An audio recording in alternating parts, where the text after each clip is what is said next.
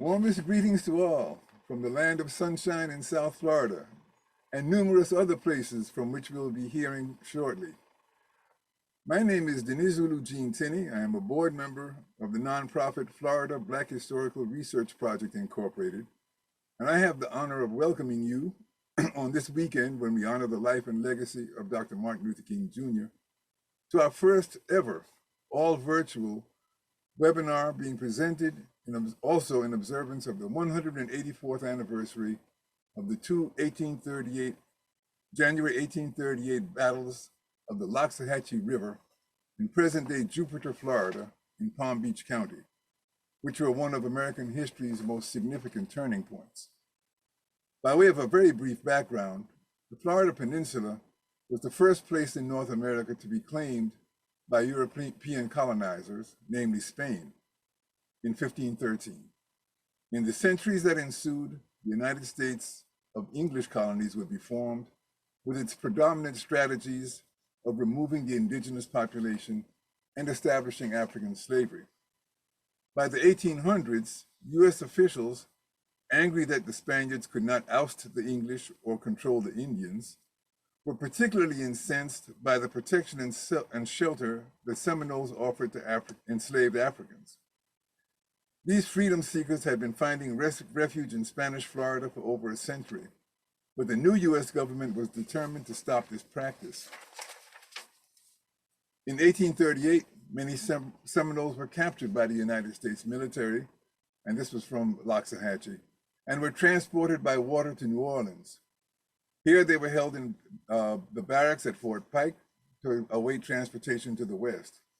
By May 1st, 1838, 1,000 Seminoles, one-third of whom were Black Seminoles, had arrived. We note also, and I'm sharing information from some of the websites, that unlike the Cherokee Tale of Tears that took place in a single dreadful moment in 1838, in which several thousand people were sent on a death march to the West, the removals of the Seminole people from Florida began earlier and lasted 20 years longer. So with that background, I'll just introduce today's program, which will focus mainly on the Seminole Trail of Tears and its continuing aftermath today. The program will unfold in 4 parts, excuse me, and then we open for questions and discussions. There will be an opening portion, followed by a keynote presentation on the Seminole Trail of Tears, which will be followed by a panel discussion of the topic by Seminole descendants from different locations in the diaspora, and then 2 special guest presentations will expand the scope with additional information. So we begin at the beginning, as we must, as we always do, By honoring and giving thanks to our Mother Earth, the land that nurtures us, and the indigenous ancestors of these lands, whose blessings and guidance we ask in our deliberations today.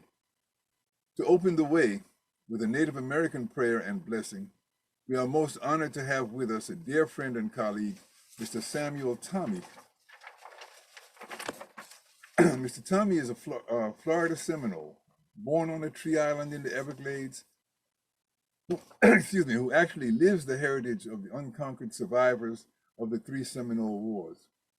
His creativity largely defines him as a visual artist, videographer, traditional flautist, dedicated cultural and environmental activist, and spiritual practitioner. I now give you Mr. Samuel Tommy. Thank you. It's an honor to be here. It's an honor to be with everyone. I appreciate it, and I thank everyone for having me on here. Shulabish, Wado, Eminete Tapiku ay Hindi Oja, Eminete ay Hindian, Omade Hoyan, Jakietsu ay Netoala Puncho Olijihan, so Luwatik Yolicho Hindiotamus. Tapihekik, Thuk, Hanta look, Dimahatik, Yolitik, Alatushina, look, Hanta look, Fujakiet, Umarhatan Holatushina, Mun, Ahaglipola, Charliet, Agliete Tomen, Mun, Tapikomoto, Woman, Tapihekik, look, now or Timotastatic, Alatonumaya, look, Onapukshan, look, Utabatushka, Hidden, Utatala, Aglumotoa, and Mado. Yes, thank you very much. It's an honor to be here, and it is my pleasure to be part of this and take part. I'd like to do a prayer, and I want to also thank everyone for coming together, and that we may be together and pray and seek for love and guidance for our Creator, and to give healing to the past of the generations and cultures that live on this land before us. And I would like to do a prayer, if you would join us, that this is a healing prayer that we may pray for ourselves and for those around us. And I would like to share this with you, if you may join us.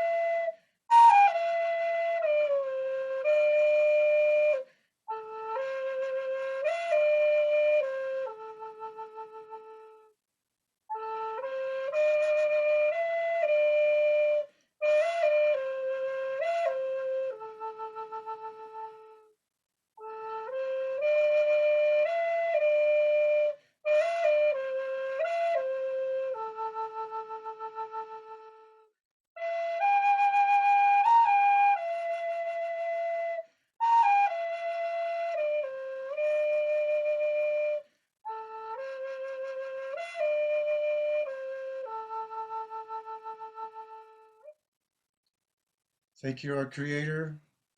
We come and gather. We come and gather to ask for more guidance. We come and gather that we may understand each other, that we may understand the past, and that we may also have a better future. We come and gather to pray for all that is living, and we also pray for our adversaries. We pray that they may understand there is a brighter light, that there is a brighter path, and that we must all strive and walk as brothers and sisters. Thank you, Creator. Thank you, Gene.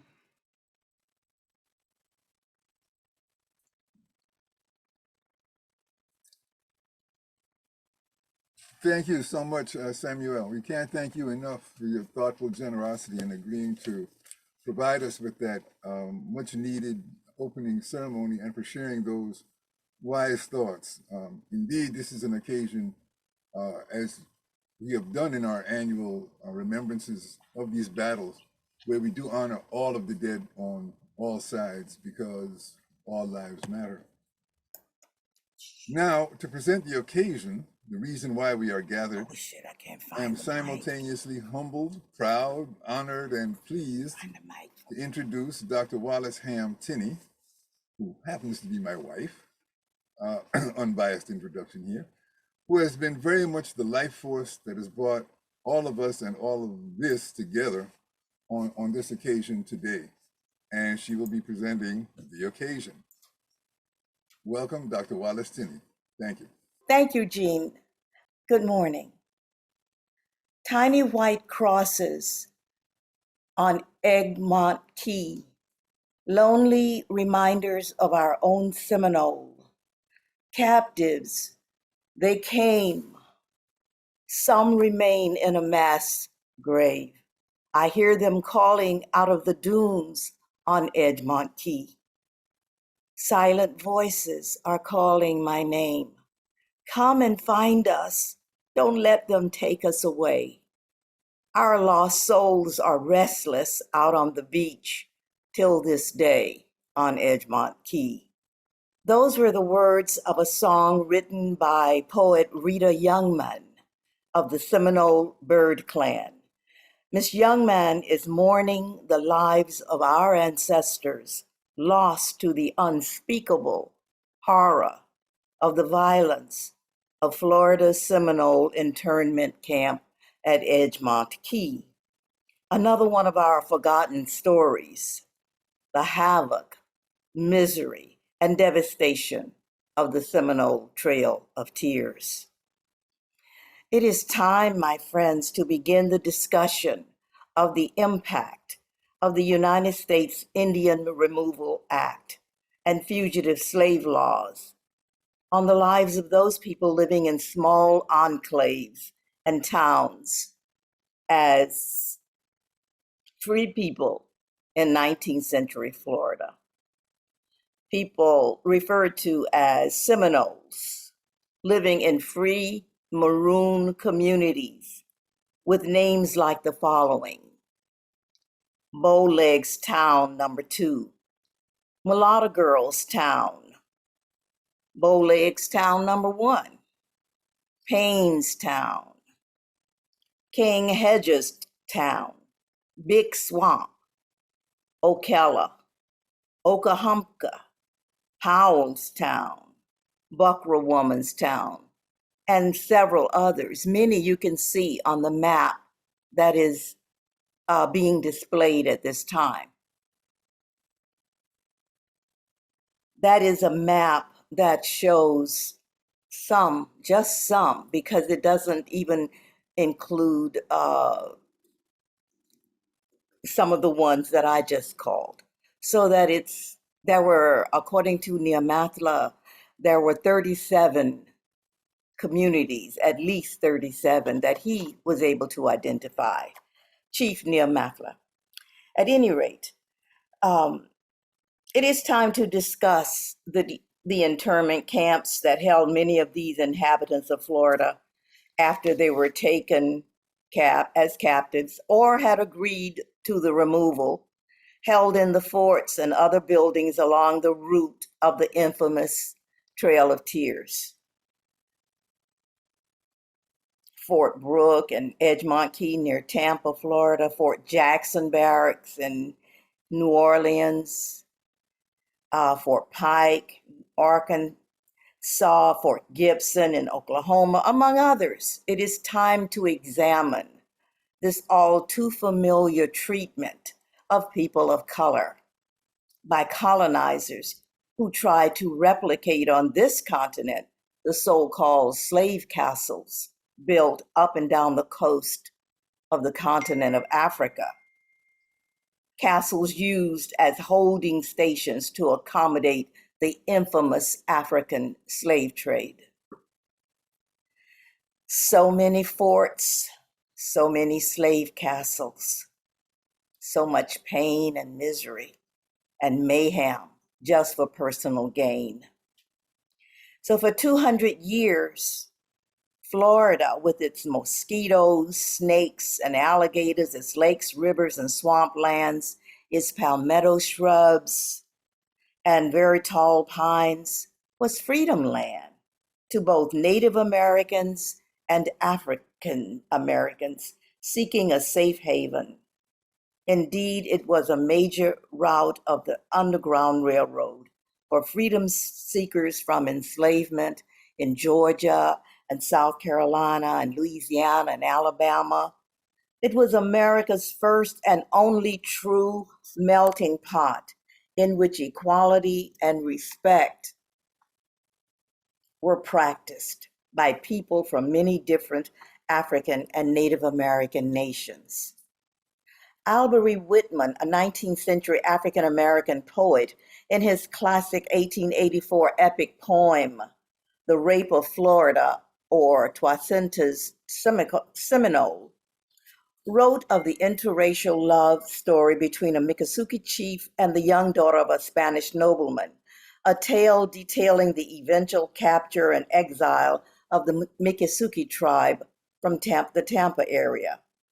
The 51 stanza poem lauds Florida's beauty. From one stanza, we have these words: "Come now, my love, the moon is on the lake. Upon the waters is my light canoe. Come with me, love, and gladsome oars shall make a music on the parting wave for you. Come o'er the waters deep and dark and blue. Come where the lilies in the marge have sprung. Come with me, love, oh my love, for oh my love is true."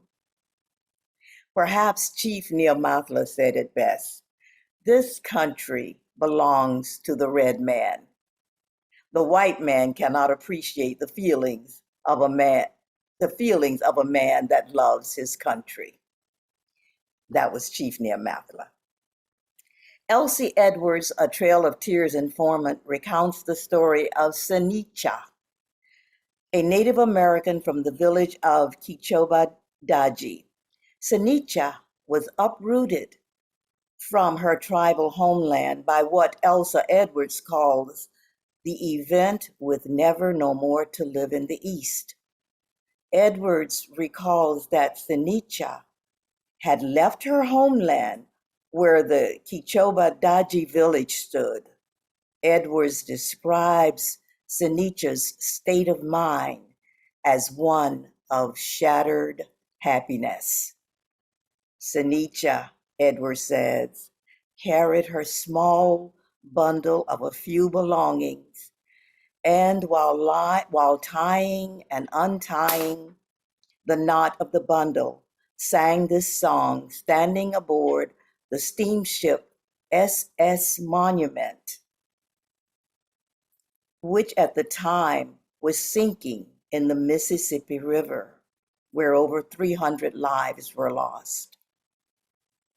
She sang, "I have no more land. I am driven away from home, driven up the red waters. Let us all go. Let us all die together, and somewhere upon the banks we will be there." So today, our keynote speaker, Dr. Daniel F. Littlefield Jr., offers an overview of the significance of the 19th century Seminole removal from Florida. Dr. Littlefield is director of the Sequoia National Research Center, which houses the world's largest archival repository of Native American newspapers and periodicals. A 2001 inductee in the Oklahoma Historians Hall of Fame, Dr. Littlefield has been a National Endowment for the Humanities Fellow in the Institute of Southern and Negro History at Johns Hopkins University and has served on the Cherokee Nation's Great State of Sequoia Commission and on the board of directors of the Arkansas Humanities Council. In 2014, the Arkansas Historical Association honored Dr. Littlefield with its Lifetime Achievement Award for his co-founding of the Sequoia National Research Center. Dr. Littlefield has published scores of articles and several books in Native studies. Among his comprehensive volumes dealing with Africans, African Americans, and Native Americans are the following: Seminole Burning, A Story of Racial Vengeance, The Chickasaw Freedmen, Africans and Creeks, the Cherokee Freedmen, Africans and Seminoles, and others. His most recent research concerns the Dawes Commission to the 5 civilized tribes and Indian removal. I give you Dr. Littlefield. Thank you.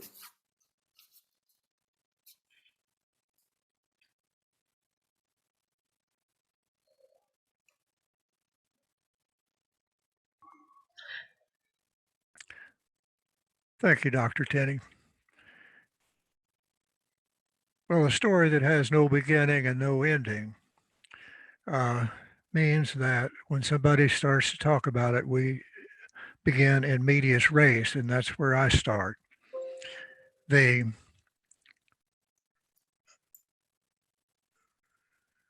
story of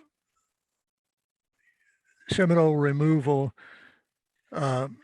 began much earlier than the War of Resistance, but that war had not gone long before it became obvious to the ones prosecuting the war that a large number of blacks, both those that were associated as socially attached to the tribes of Florida and those who were not, were engaged in the War of Resistance. And it was obvious that they were the fighting force as well as the economic structure that supported the war effort on the part of the tribes themselves. And this realization on the part of American military officials led to General Thomas Jessup making that famous statement of his that he was not fighting an Indian war, but he was fighting a Negro war. And so the task then of military planners was to get the blacks separated from the Seminoles and to get them out of Florida as soon as possible. And they undertook a number of strategies to get that done. First thing Jessup did was to tell the blacks that if they would come in, surrender, and agree to move to the West, that they would be free when they got to the West. Then later, the Creek warriors who had been recruited to fight the Seminoles were told that they could keep any property that they captured during their fighting with the Seminoles, and that included blacks. Then later, both Seminoles and blacks were given paid per capita a certain amount of money for each person they brought in for removal. And then finally, the government ruled that the slave claims that were in place against any of the blacks in Florida would be put off and be settled in the West. Now, all of these efforts brought blacks and Seminoles into the hands of the American forces, and the task then was to get them out of the region. Now, that process had already been started with the Choctaws and Muskogee Creeks. They had gone west, taken their slaves, and before Seminole removal was over, that would be true of both the Chickasaws and the Cherokees as well. Now, this was a bigger issue than just the war, because the belief was that if they left those blacks in the South, that they would be troublemakers. Travelers had for decades given accounts of slavery among the different tribes, and they had told the story that these were a relaxed, benign, even easy system. And that was in stark contrast to chattel slavery among the white plantation owners in the South. And so we all know that slavery is slavery, but certainly the slavery practiced among the Indian tribes was not chattel slavery. So the idea was if they left them in the region, they wouldn't submit to being chattel slaves and would therefore create unrest among the slaves on the white plantations. So they had to get them out of the region. But there was a bigger story that was played behind that, and that was federal policy at the time. We just come out of the War of 1812, and Andrew Jackson and other leaders believed that we were vulnerable in the Gulf, and if we did not get the tribes out of there, that it was not likely that they would be loyal to the U.S. if somebody like England tried to invade again in the Gulf. So the question then became, all right, how do we get these people out once they come in?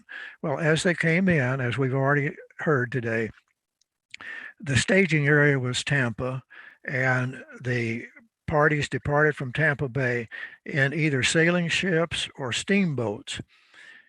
They went to Fort Jackson, as we've heard, near the mouth of the Mississippi River, or they went to Fort Pike on the Rigolette Straits that guarded the entry to Lake Pontchartrain, or they went directly to New Orleans. Now, from the forts were brought to New Orleans, which was the staging area for the next segment of the journey. And the steamboats that loaded the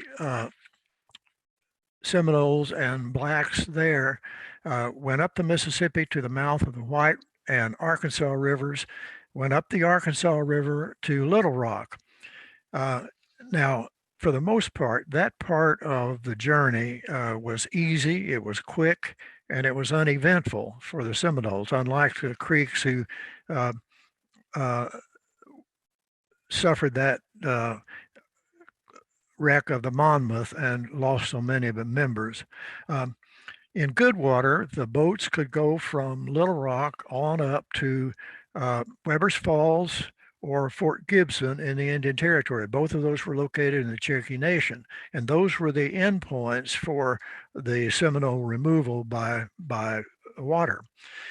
In low water times, their problems developed at Little Rock, because above Little Rock in low water, the levels were questionable. So at that point, in low water times, the parties that came up had to be transferred to what they call lighters. Now, these were light draft or shallow draft steamboats, smaller, and usually the steamboats pulled flat boats or some other kind of boat, keel boats, up the river to take more people, of course, but also to carry goods and food and that kind of thing. So once they transferred to the light craft, then they could go on up the river. Now, only 3 groups that we found in this removal had to abandon the boats, or did abandon the boats, and take to the land and make part of their journey overland. And all 3 of those were above Little Rock, and they were in Arkansas. And those groups traveled over established roads. The military road to Fort Gibson had been laid out on the north side of the river from Little Rock to Fort Gibson earlier, and then a military road from Fort Smith to Dardanelle, where it connected to the Fort Gibson Road, um, was established. And that road went beyond Fort Smith into the Choctaw Nation to Fort Coffee and to the Choctaw Agency west of Fort Smith. Now, once they abandoned, the rigors of travel were not happened to be not that great for these groups because they were accompanied by a conductor who had disbursing authority and had the authority to buy goods and services that the people needed from the local population. And the rigors of travel usually had to do with how good the roads were, and that depended on the weather. So whether they were wet or dry. Now, unfortunately, we don't know as much about conditions on the steamboats, and that's a hole in our research that we've got to get filled. But because the removal was done quickly and by steamboat, the Seminoles had a lower mortality rate during the removal than the other tribes did. Now, that's not to say that they didn't have some difficulties, because they did. For instance, the ones who came west in 1838 were confronted by the smallpox epidemic of 1838, which was raging in the west and was decimating the tribes, and it had already reached the Indian Territory. For that reason, before they left Tampa Bay, they were given smallpox inoculation orders that they were to be inoculated in New Orleans. The other tribe that was affected by this was Chickasaws. The government sent doctors along the line while the Chickasaws were still in Arkansas and inoculated them. Now, the real problem for these that came up by steamboat was that the slave trade followed them. There had been claims against the tribes and the slaves before they left Florida, and the government knew that they had to suspend those claims until they got to the west. Otherwise, the removal would be held up in the courts for so long. So the slave traders caught up with them in New Orleans, but they were thwarted there. Then a large group was stopped at Little Rock, and the conductor of that group tried to get the governor to call out the militia and remove the 90 some blacks that were claimed by the Creeks because of they had captured in the war. But the governor had a decision not to do that. And so they went on to the Indian Territory then. The real difficulties took place once they got there. Some of those have already been alluded to in our discussion, but from the time the Seminoles got to the Indian Territory until 1845, most of them stayed in camps in Cherokee land near Fort Gibson and Weber's Falls. Only Micanopy and Black Dirt and their bands went on out to the western part of the Creek Nation and stayed out there. Now, the 1833 treaty, which had been signed by the Seminoles at Fort Gibson, had indicated that there would be a separate piece of land set apart for the Seminoles in the Creek Nation. But by the time the Seminoles got there, Creeks had already settled in that part of the Creek Nation, and the Seminoles did not want to go out there because they thought that the Creeks would try to take their property away from them. And so in 1840, there was a delegation that went back to Florida to try to persuade others to come out, and John Page, who was the conductor of that party, promised that delegation that if they would do that for the United States, that the Seminoles would have a separate nationhood established. Now, this made the Seminoles more insistent on a separate land from the Creeks whom they were supposed to join. The Cherokees beleaguered them. They wanted them out of their territory. They claimed that they were destroying property, and they believed that the blacks were dangerous, and they pointed to the Cherokee Slave Revolt of 1842, which happened at Weber's Falls. A group of Cherokee slaves and a few Creek slaves bolted for Mexico and got about 280 miles out before they were captured and brought back. Well, the Cherokees blamed that rebellion in part on the Seminole blacks who lived in the region, were camping in the region, and that relaxed attitude toward blacks among the Seminoles, they thought had a pernicious influence on the Cherokees. So in 1843, the Cherokees passed a law that said that all free blacks had to be removed from the Cherokee Nation and gave orders for the sheriffs of the different districts to start processing action against them. Now, that meant to many of the blacks who had associated with the Seminoles that they should seek safety on the grounds of Fort Gibson. So many of them went to the fort and stayed there for a long time under the protection of the Army. Then in the Treaty of 1845, Creeks and Seminoles attempted to settle this matter. The Seminoles could settle individually or as a body on anywhere in the Creek Nation. They could have their own laws, but they were under the general control of the Creek Council. And property rights, and that was a stickler, had to be decided later. So the Seminoles moved out and settled in 25 bands or towns on the Little River where Micanopy and Black Dirt had settled. But John Horse and his followers settled at Wewoka, which was to the north and a little east of the Little River settlements. And they were armed, and they said that they would protect themselves if anybody tried to harass them. Creeks,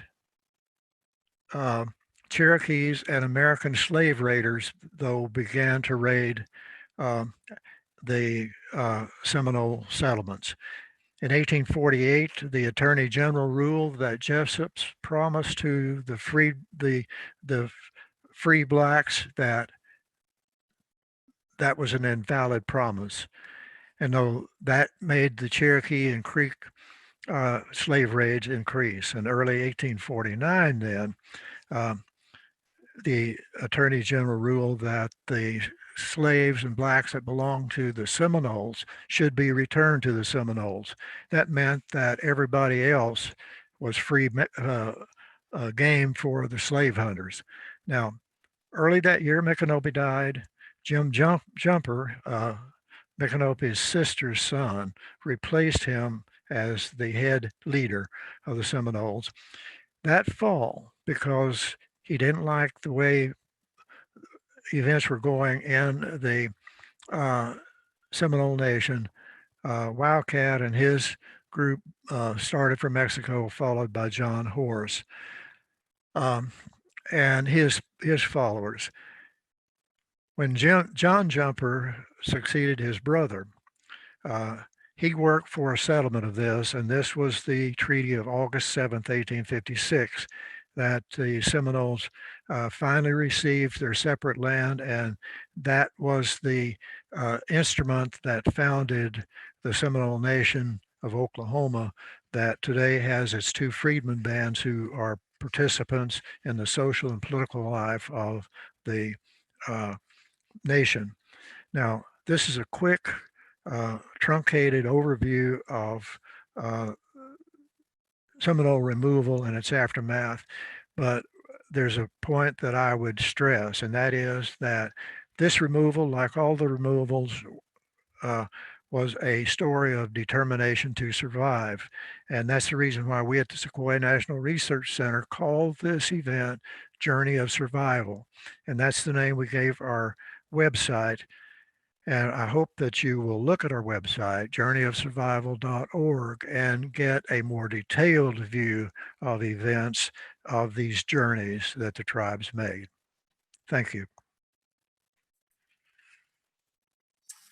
Thank you so much, Dr. Littlefield. Virtual gatherings like this don't allow for the prolonged applause or standing ovations, but I think it's fair to say that the world joins us in our appreciation for all of those valuable insights that you provided.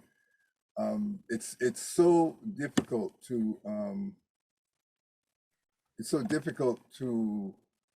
grasp for our generations today what that human experience could have been like for the people who endured it, and you helped us a lot. And of course, this was just all of these presentations are really barely portals through which we can begin to inform ourselves more. I now have yet another honor, which is to introduce our panel of Seminole descendant luminaries. But before doing so, I have to acknowledge I was remiss in I never did formally introduce our distinguished presenter of the occasion, Dr. Wallace Tinney, who has basically spoke for herself much better than I could speak for her. But she too is a Seminole descendant. She's a retired, this is for the record, she's a retired protocol director for the city of Miami and professor emerita at Miami-Dade College. She has also distinguished herself in South Florida as a lifelong scholar and educator, journalist, and volunteer activist for the cultural arts. Currently, she serves as president of the Florida Black Historical Research Project, Incorporated, and as a cultural ambassador for the arts, she's accepted the charge of bringing to light the suppressed story of Black Seminoles in Florida history, chiefly through work with the FBHRP. Dr. Tinney earned her Doctor of Philosophy degree in Law, Language, and Literature from the University of Iowa. This is but the tip, of course, of a very large iceberg of achievements, leadership, and inspiration that she brings to the world. So I wanted to keep the record straight, and Dr. Tinney will be moderating the discussion following the panel and the other special presentations. Now, in introducing the panel, I also have, I call it the onerous task of explaining the ground rules. Very simple. And what we're requesting is that for each panelist to make a 5-minute presentation, hardly enough to do justice to all of what they have to share. But because today's program is, as we observed with Dr. Littlefield's presentation, just an introduction to these, and the shortness of these presentations naturally allow more time for our discussion at the end, and all of this will be archived. So our panelists are Seminole descendants from different parts of the Seminole diaspora, which was the result of the Trail of Tears. But we begin right here in Florida, and I have the pleasure of reintroducing Mr. Samuel Tommy, who provided that beautiful opening prayer for us, and who can present the picture of this from the ancestral homeland of Florida itself. And then we'll hear from other descendants after him. Mr. Samuel Tommy, thank you.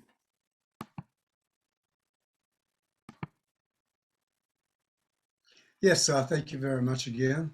Much appreciated. Yes, when I'm invited to do speeches and lectures, one thing I like to do is to bring up information and facts from the past that are not in history books. Our facts of histories are not in the school's books today or in history books of today, because it is a way of erasing the identity of indigenous people on this land. And it is also stopping the indigenous people to have a voice.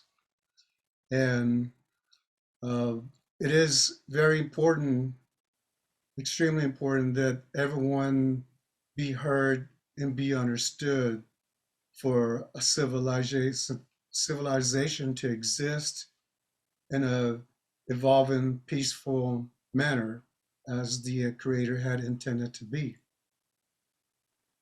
Centuries ago, the Constitution that the United States is practicing now, centuries ago, the Constitution was born on this land. The Constitution was developed and uh, taken care of and shaped and structured by various different tribes. We are now today known as the Seminoles, but back in the times before we became known as the Seminoles, like 200 years ago, that's when we got the name. But before then, we had our tribes, our communities within Georgia areas and northern part of Florida. And during those times, back in 1600s, 1700s, the Iroquois tribes from the New York area would come down to the southern parts of the United States, and they would uh, share different knowledges they have. They would share dances that they would have. They would give each other different types of dances, and at the same time, they had a very good communication, very strong communication. My people had very strong uh, way of sharing what they know, and during those times, they talked about the human rights. They talked about the rights that existed, and as my people understood it, as I was taught by my elders, that the rights to for everyone to be free and to practice democracy, all this was discussed and talked about.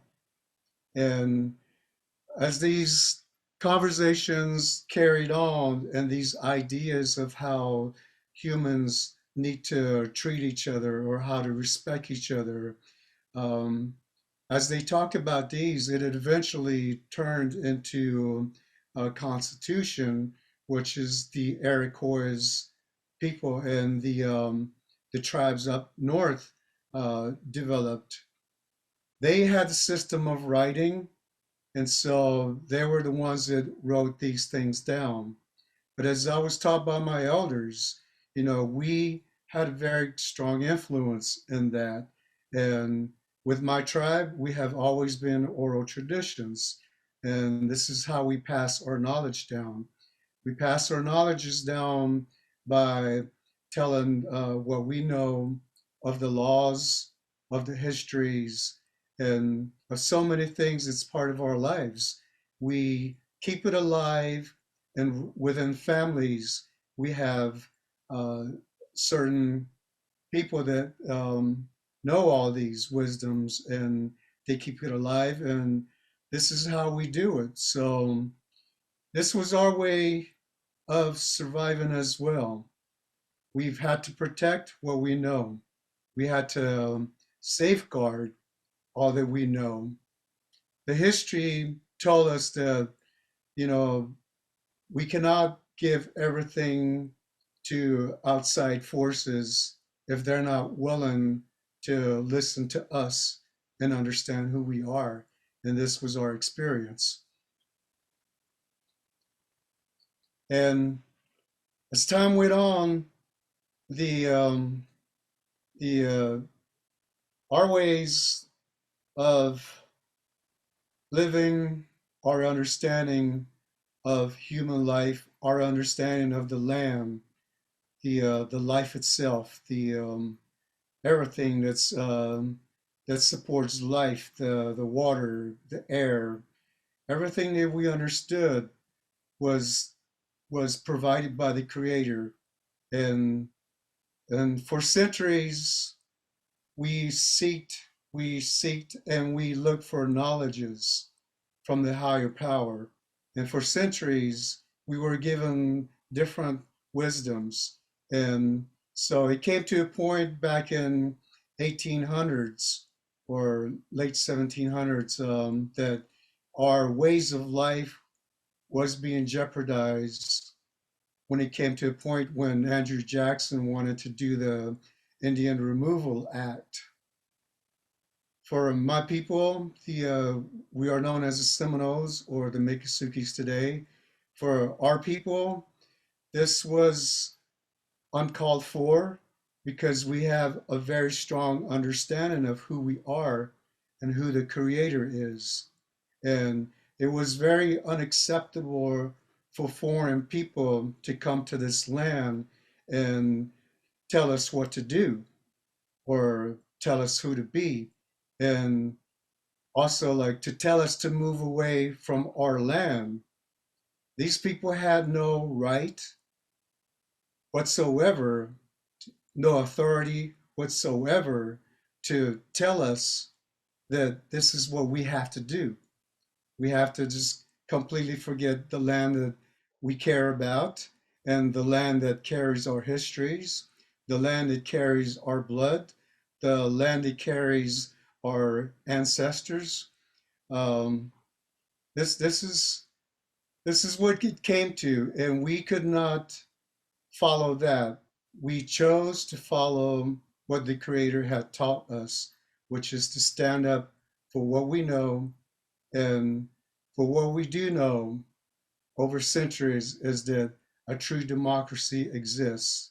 A true democracy did develop here, but it was also created by the Creator, and it has thrived in this land for centuries. And this is one of the big reasons why my families and my tribes resisted the Indian Removal Act. And so we went through, over the years, we got, we left Georgia and North Florida areas. We experienced 3 wars with the United States, and with the help of other tribes that came and joined us, and we became known as the Seminoles. With the help of the runaway slaves, we managed to survive. We went through 3 Seminole Wars, and at the 3rd Seminole War, the Black Seminoles were forced, coerced to move away from Florida.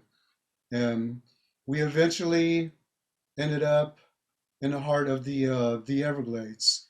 The very strong spiritual core of my people ended up in the heart of the Everglades, and this is where most of us are. And from there on, it's a whole different history that unfolds. Thank you very much, Mr. Tinney. Thank you very much, Mr. Tommy. I think those excellent introduction to the rest of the panelists who will be coming to us from Oklahoma and Mexico and Texas. And the first of the panelists will be Mr. Willard Tillman, Brother Willard, who is the founder and executive director of the Oklahoma Black Historical Research Project, Incorporated. This is our sister organization, which was founded the same year, 1996, as the Florida project. He's a longtime advocate at the local, state, and national level on behalf of rural farmers and the interests of the 2 Seminole freedmen's bands of the Great Seminole Nation in Oklahoma. And, you know, we heard Dr. Littlefield refer to those bands in that current structure. Mr. Willard Tillman, welcome and thank you. Gene, it is truly a pleasure to participate in this panel. The Oklahoma Black Historical Research Project is a sister to the Florida Black Historical Research Project. And over the years, it has been a pleasure to work with the Florida Black Historical Research Project.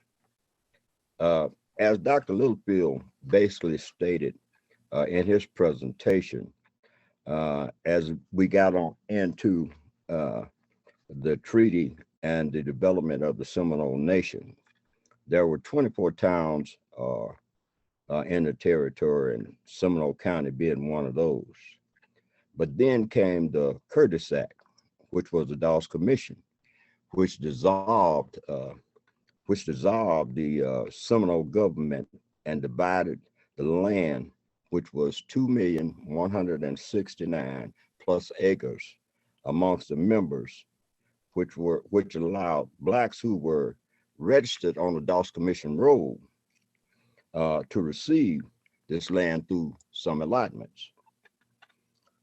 Through these allotments, there was a series of Black towns established and settlements were established during that time, such as Boley, Oklahoma, IXL, Clearview, Oklahoma.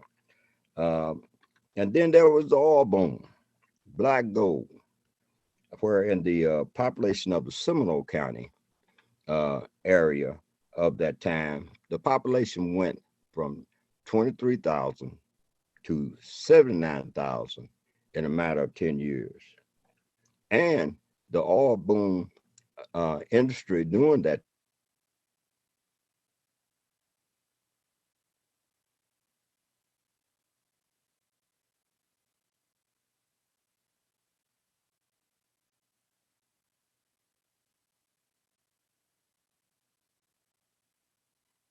called Black Panther Oil Company at that time.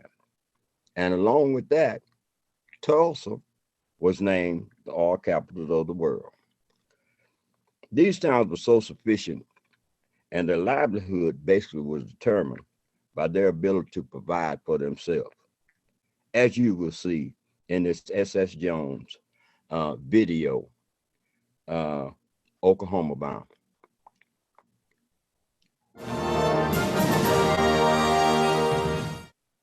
Reverend S.S. Jones of Muskogee, Oklahoma, acquired a silent movie camera and gave us moving picture images of the African American community from 1924 through 1928.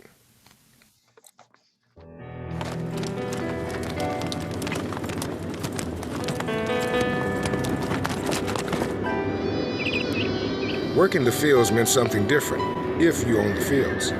George Dokes owned the successful Green Mountain potato field in the historically Black town of Rybark.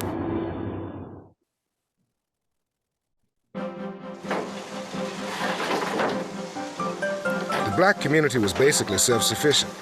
A.W. Marcel and Sons put the finishing touches on the Baptist Church in Taft in 1925.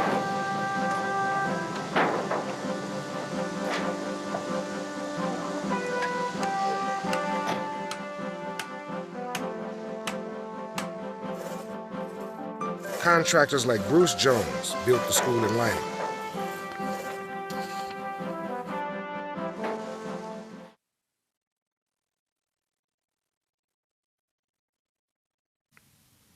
Boley was the largest Black town, and in 1925 hosted the annual parade for the UBF and SMT Grand Lodge.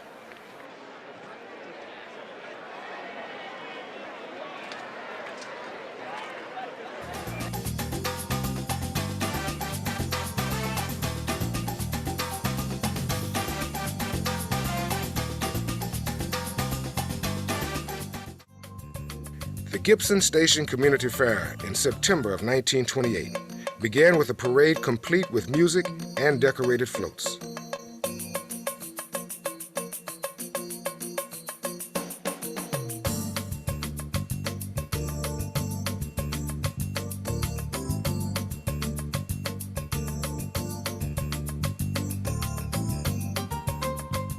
Education was believed to be the most important sacrifice for many agricultural families.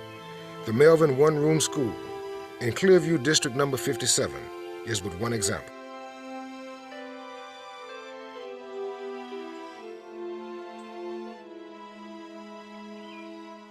Professor Hill of Gibson Station was especially proud of his students.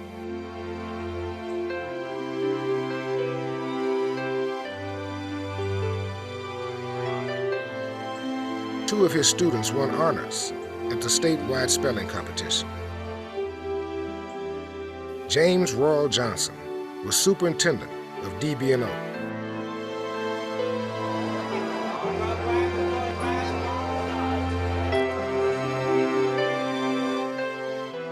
It was the Industrial Institute for the Deaf, Blind, and Orphan of the Colored Race in Taft, Oklahoma.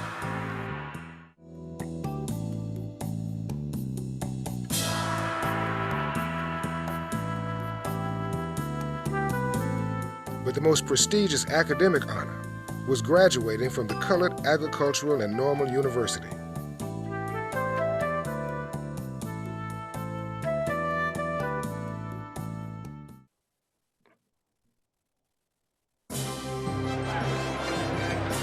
Finally, there were sports.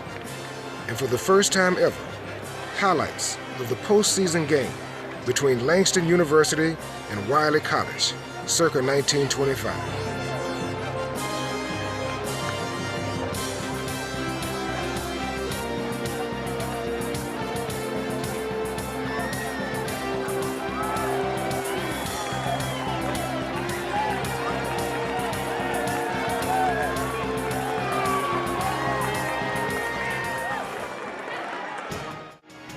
And Langston University wins the game.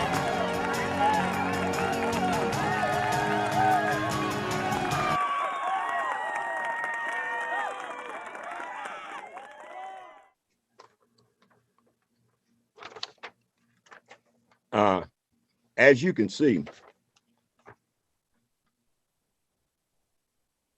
can see, during that particular time, most of those towns were kind of self-sufficient and trying to do things in their own way.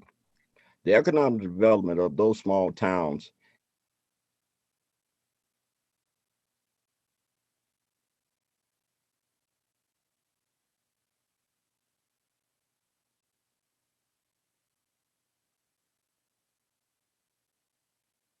now currently known as Black Wall Street, which was destroyed in 1921 due to a race riot. I would like to thank you.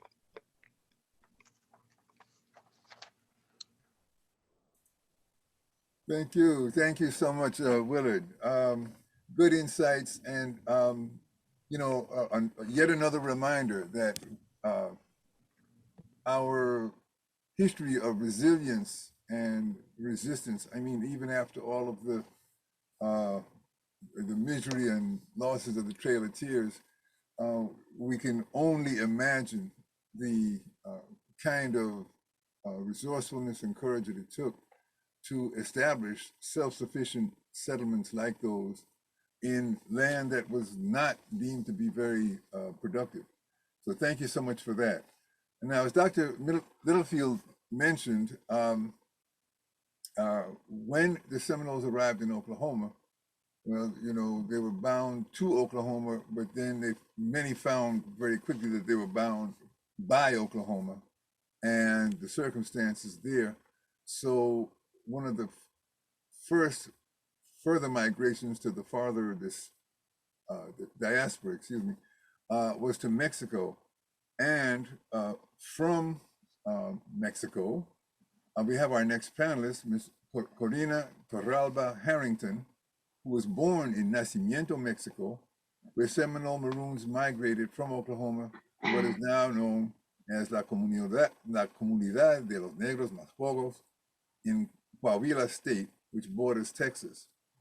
After her family migrated to San Antonio, Texas, she often spent her summers in Nacimiento while growing up. She continues to work closely with the community in Nacimiento. And with that, we welcome you, Corina Torralba Harrington. Thank you. So today I want to talk a little bit about the Seminoles when they arrived to Oklahoma. They had to,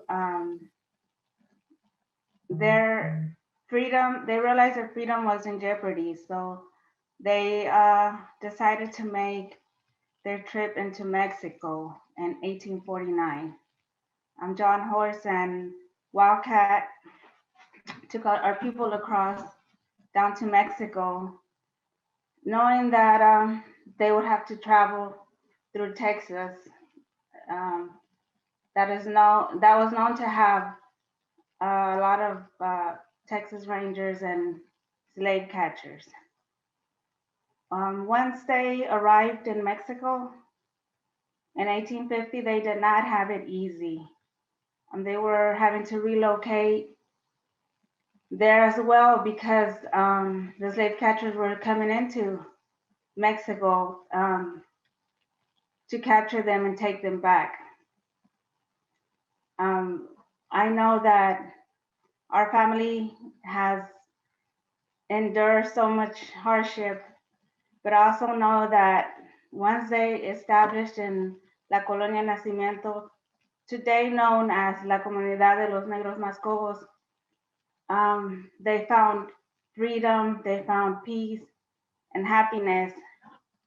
And I know that because I lived there.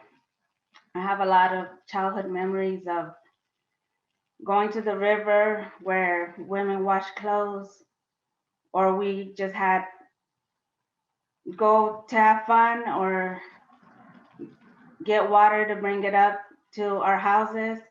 I have memories of going to the Nogalera, where it's a place that has a lot of pecan trees in the season, where the pecans were ready to be picked, and all the women and children would go and gather there, and we would eat there. Memories like walking down the dirt road to my grandma's house and not having to worry about anything. But also, all that was gone one day because we had to relocate as well into the United States where my dad lived. And we had to leave our grandmas behind, you know, our belongings, our family. Now, that is still happening now in Nacimiento. Families are having to leave to find work. And even though it's a lot of happiness there, it's a lot of sadness too, because we're still having to be separated. I believe our families should be able to come and go freely to Mexico just as the Kikapus do. And because of the color of our skin, we weren't giving that. And hopefully one of these days we would get to that point where we can help our people and they can come and go freely and never have to be separated away from their family. Thank you. Thank you so much, Corina, from Mexico. As we know, and as Dr. Littlefield mentioned, the next stage in the migration came when some of the Maroons who migrated to Mexico, and then many that were there for more than a generation, some of the younger generation, accepted the invitation of the United States government to come back to Texas to serve in the military. And they came to Brackettville, Texas, where our next guest was Wendy Goodlow, Hailstrom.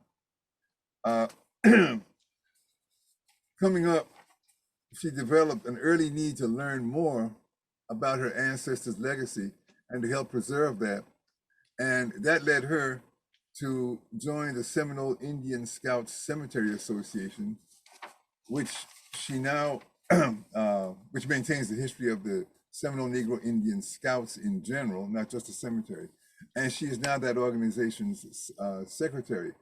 And here to provide more insight about that fascinating story of achievement. Welcome and thank you. Thank you. Hello, everyone, and I want to say thank you for having me today. As the other panelists have discussed, the Black Seminoles embarked on several trails of tears. They trekked from Florida to Oklahoma, and later from Oklahoma to Mexico. Both were arduous and harrowing journeys that promised no guarantee of success, yet they moved seeking refuge and the promise of a better, freer life. After being in Mexico for 20 years, the Black Seminoles were invited by the US Army to cross over into Texas and do what they had done from Mexico from 1850 to 1870. But this time, it would be done for the United States.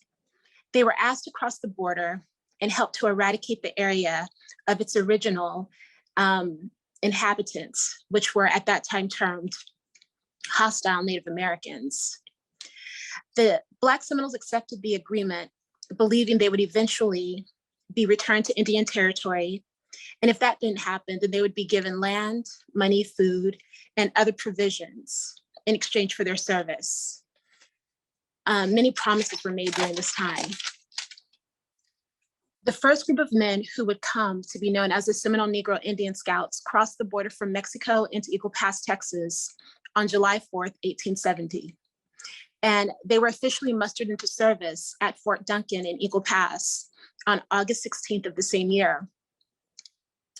Within 2 years, the group was relocated to Brackettville. From 1870 to 1881, the Seminole Negro Indian Scouts were involved in several engagements against the Kickapoo, Apaches, Kiowas, and Comanches. And during these 9 years, the Scouts never lost a man in battle, and not one of them was ever severely injured. And 4 of these men were awarded the Congressional Medal of Honor for bravery. Their names were Adam Payne, Isaac Payne, John Ward, and Pompey Factor. And all 4 of these men are buried in the Seminole Indian Scout Cemetery located in Brackett. After 44 years of service, from 1870 to 1914, the group was unceremoniously disbanded. The Scouts and their families were forced off their home known as the camp, located at Fort Clark. Many moved to nearby Brackettville, while others moved back to Nacimiento and other parts of Texas. We descendants of the Seminole Negro Indian Scouts have always seen our history as something that was more than worthy of being preserved. We understood that we understand that there are many tragic aspects to our history. We don't shy away from any of that sadness. Instead, we choose to illuminate it and use our very existence as a testament to our resilience. As a community, we are connected to learning our history so that we are the ones who get to tell our collective story. Each year, we gather for Juneteenth and Seminole Days in Brackettville at the Old Carver Schoolhouse. These annual celebrations have become necessary traditions that we hold sacred. We have a museum that has been open for 6 years now, where we tell the story of us. And finally, just last year, we began actively revitalizing our language known as Afro-Seminole Creole, or ASC for short, with the help of Dr. Ian Hancock. Our story is ever evolving. What was once thought of as a complete tragic story is consistently being revisited and re-examined in order to highlight the strength and perseverance of a people who refuse to give up. There is a Mexican proverb that I would like to share that I believe best describes the Black Seminoles and our constant search for a place to call our own. The proverb states, "They tried to bury us, but they didn't know we were seeds." Thank you. Thank you so much, Wendy. And Wendy was our special guest at our Loxahatchee Battlefield Remembrance 2 years ago when we observed the 150th anniversary of the founding of the Seminole Negro Indian Scouts, and was just as inspired and inspiring as today. Thank you so much, Wendy. And to conclude our panel discussion portion of the program, we have none other, the opportunity to be honored by none other than the Honorable Anastasia A. Pittman. Former Oklahoma State Representative and State Senator Anastasia A. Pittman is a dynamic advocate of Seminole Maroon interests and the innovator of many programs to retrieve, preserve, and enhance Seminole heritage and culture. including her founding of the multifaceted Anastasia Pittman Research Institute. And with no further ado, Senator Pittman, welcome, and thank you so much for joining us. Thank you. Thank you so very much. I am so honored to be with you today. I am most grateful for your program and what we do to celebrate the annual Martin Luther King program. And yes, this is a Seminole story. And we want to let you know that I am the executive director and founder of the Anastasia Pittman Research Institute for Indigenous people of color right here in Oklahoma. And so what I want to do is just share with you briefly some of the things that we're working on here. We are working to connect these stories. You've heard the stories of our ancestors. You've heard the ways of our people and why we are practicing keeping our indigenous culture and history alive and well. So the Institute, the Research Institute, is a collection. We are collaborating with the Oklahoma History Center and also the First Americans Museums. Let me allow myself to introduce myself in my native tongue. I am Hukchi Fane. I am Running River Water, and I am from the Bird Clan and the Dosa Barkas Band, and a proud Seminole descendant, a proud member of the Seminole Nation of Oklahoma, and a proud elected Seminole Council representative. So I serve currently on the General Council for the Seminole Nation of Oklahoma.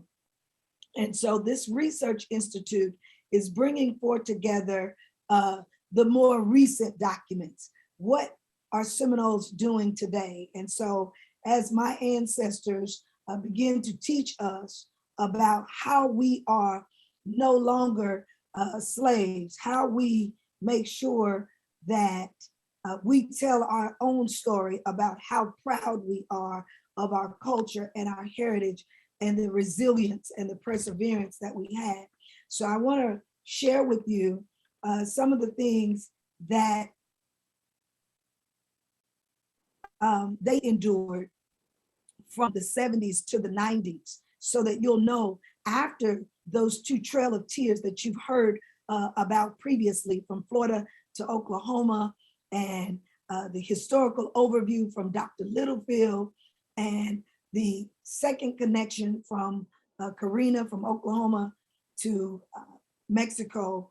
But now at the return of John Horse and Wildcat and the fight that they endured, it became evident that Black Seminoles, Cimarrons, Maroons, African Seminoles, whatever you wanted to call them, freedmen still had a fight and still had a right to the land and to the promises that Congress developed through policy and to the adherence of the treaties. So let me share with you a brief overview of the connectivity of the celebration of our indigenous heritage, but also the additional Trail of Tears as the current status of Black Seminoles are still underway. So we've made tremendous progress.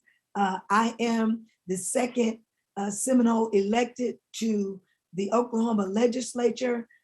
The first was Enoch Kelly Haney, a Seminole, former Seminole chief, world-renowned artist, and even the third Seminole, my daughter, State Representative A.J. Pittman, has also been elected to the state legislature.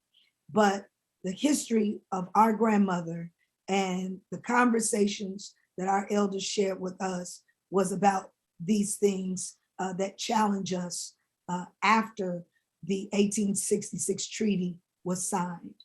And so in 1976, the Indian Court of Claims awarded the Seminole Nation $16 million for just compensation regarding the lands of the federal government took from the Seminoles in Florida through treaties of 1823 and 1832. The funds have since grown to 52 million following the decision in 1976.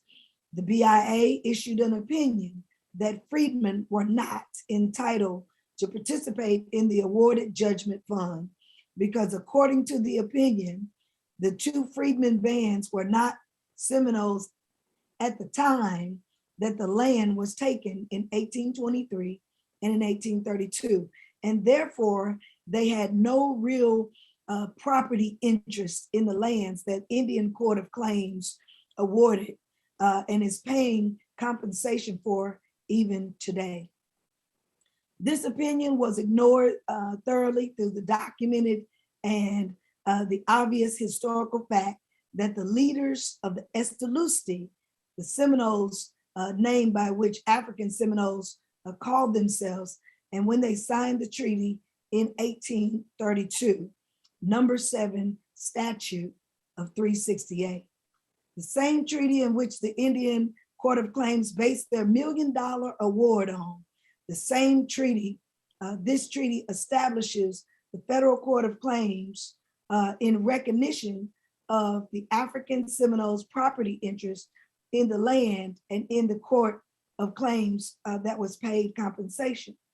The 1832 treaty specifically named Abraham and Cudjoe, the leaders of the Estelusti, to be paid $200 for giving up the improvements to their land and that they were forced to abandon. And it guaranteed in exchange the land in the Indian nations were perpetual freedom from fugitive slave laws when they relocated. The BIA opinion ignores the 1933 Indian Court of Claims of Opinion, which denied the citery by the Supreme Court in 1940. They strongly awarded the opinion and flatly rejected the claim by the Seminole Nation that challenged the freedmen's rights to share property and proceeds in the distribution. In 1933, the court decision blasted the Seminole Nation for ignoring the essential roles that the freedmen played in the Seminole history from the time of the tribe's very inception. And finally, the BIA opinion ignored the specific language of the 1866 federal treaty with the Seminoles and the Constitution of the Seminole Nation of Oklahoma. Both mandate equal political and property rights for all Seminole tribal members, irrespective of race. And as the 1866 treaty states, inasmuch there is among the Seminoles many persons of African descent and blood, and it is stipulated that hereafter these persons and their descendants shall have and enjoy all the rights of native citizens, and the laws of their descendants and the laws of the said nation shall be equally binding upon all persons, whatever race or color, and even who may be adopted or members of the said tribe. The BIA's opinion instead based its present denial of equal participation for what we call freedom as false notions of the Seminole freedmen and did not gain membership rights. Thus, the property rights of 1866, when the federal government finally recognized their states had only emancipated African Americans through the 13th Amendment and full and equal property interests of Florida at the time of 1823 and 1832 were signed extensively, and it leaves room for contrary assertions. African Seminoles, Black Seminoles, Cimarrons, Maroons, and even indigenous people of color of the Miccosukee tribes have been essential and an essential component of the Seminole Nation from its very inception in the 1600s. African Seminoles were skilled diplomats. They were fluent in European and Indian languages. They were expert tropical farmers, and they were determined warriors who brought with them the knowledge of Anglo military capabilities and the willingness to die for it, and before being taken back into slavery. And some of those Cimarrons and Maroons and indigenous people of color were not slaves. So when you have a mixed culture and a mixed group with mixed blood and mixed languages, people tend to become comfortable with saying that Black Seminoles were slaves. By the 1832, African Seminoles composed a full 1/3 of the tribe. They represented the Seminoles at the treaty conferences. They led Indian and African forces in battle and sustained an entire tribe through indigenous adaptation of their agricultural skills on mobile welfare conditions. It is also important to note that the Seminole Tribe only originated historical times after European contact. The Seminoles began as a refugee tribe, made up of Southern Native groups, mostly Creeks and Yamasee, as well as the remnant Florida tribes from its very beginnings, and some were escaped slaves or escaped African people, and some were were already free.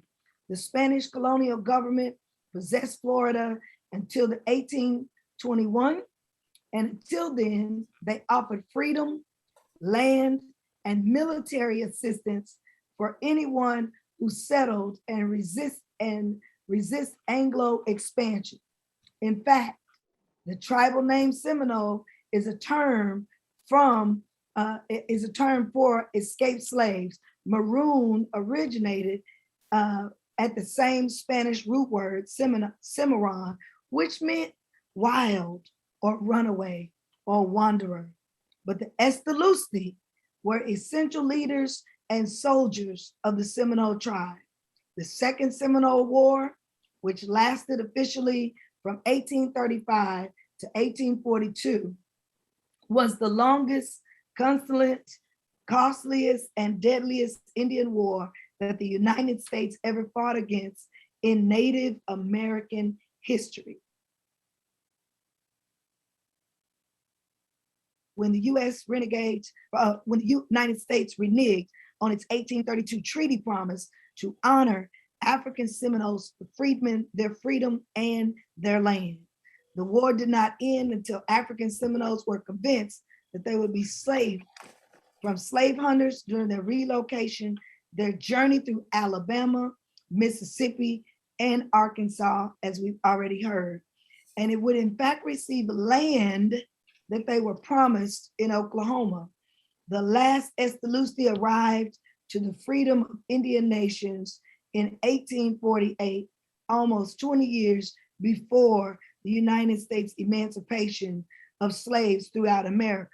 They were already free. Finally, it's the most important to note that Indian and African Seminoles shared not only common history, but common heritage as well. We established common ground. And African native Seminoles in Florida were largely intermarried. In many instances, African Seminoles, Estelustis, held a majority of Indian blood quantum. They were given, in fact, at its very understandable intensity, in which all Seminoles resisted the re-enslavement of their Estelusti brothers or the African Seminoles or Black Seminole brethren. Freedmen and Seminole by blood were not segregated onto separate rolls until 1898, when the Dawes Commission prepared rolls to distribute land for the allotments. And that statute is 30 Statute 567.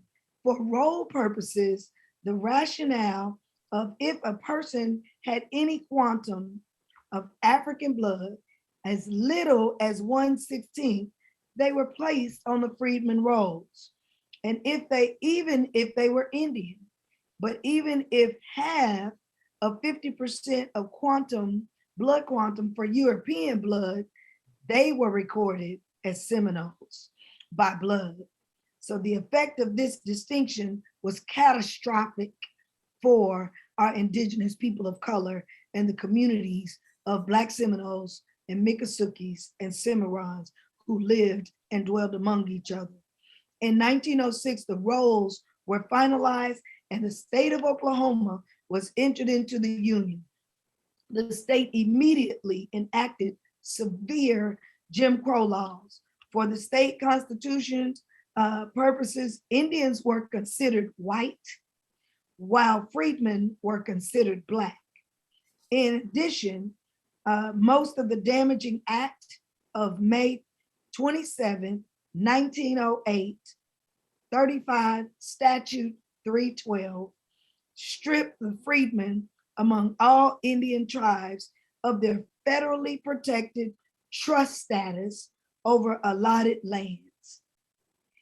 The freedmen lost their homesteads, lost their land, and were converted by whites as valuable oil, rich farmlands, and crooked tax assessors and interest credit schemes. Their land was stolen. Unfortunately, the loss of the lands in the past were probably without legal redress. The current BIA distinction between freedmen and Seminoles, however, was not legal, and it was said, and it must be stopped. There were 1,500 enrolls of freedmen Seminoles, 1/7 of the tribe, and we are prepared to continue this conversation, whether it was through class action suit. The BIA can find no relief in the tribal or the BIA courts. So the grounds of the Seminole freedmen's actions and the continuing breach of the fiduciary duty of the BIA allowed against their group of enrolled, they were enrolled to the federally recognized Native American tribes. However, before they gain access to the federal judicial relief, they must first exhaust all of their tribal and BIA remedies, administrative remedies. So that was about a young man named Donnell Davis. He was a 12-year-old Seminole member who was denied participation in the Seminole programs. And so he was denied because he was a freedman. And they were identifying and continuing to perpetuate the separation of indigenous people of color who proudly embraced their indigenous heritage. And he was not Seminole by blood, according to the records, which we all know was changed for the accommodations to take their land. And so they were also denied participation in the judgment fund. But at 1:00 p.m. on February 23rd in 1995, the freedmen assembled in Massey at the BIA and at the tribal complex, 1,500 strong, to register for their benefits and celebrate their proud heritage. So one of the things we do as descendants of Seminoles is we always continue to celebrate our common ground. As indigenous people of color, our ancestors and our elders taught us to be proud. So we don't separate our bloodlines. If you're Seminole, you're Seminole. And we're proud Seminoles in Oklahoma. And so that journey is continuing. And we've made lots of progress to work together. And as my heritage of coming from Florida to Oklahoma and on the Trail of Tears, my ancestors came by boat through Arkansas and Fort Gibson, and later made the trek to Mexico. And so with us, we embrace 3 languages. We embrace Afro-Seminole Creole, and we now are continuing to learn Miccosukee. And so that's what the APRI Research Institute is doing today, so Seminoles can continue their journey, preserve their past, and be able to present it to the next generation. So we are 7 generations strong in Oklahoma for Indigenous people of color, and I'm so honored to participate in this program today. Thank you. Thank you so much, Senator Pittman. So we've had our panel discussion, and this is only further confirmation that there's simply no substitute for learning what some of us call his story from the people who actually lived that history. And now I'm aware that our limited time is evidently becoming more limited by the minute. I don't know how flexible we are. However, as promised, we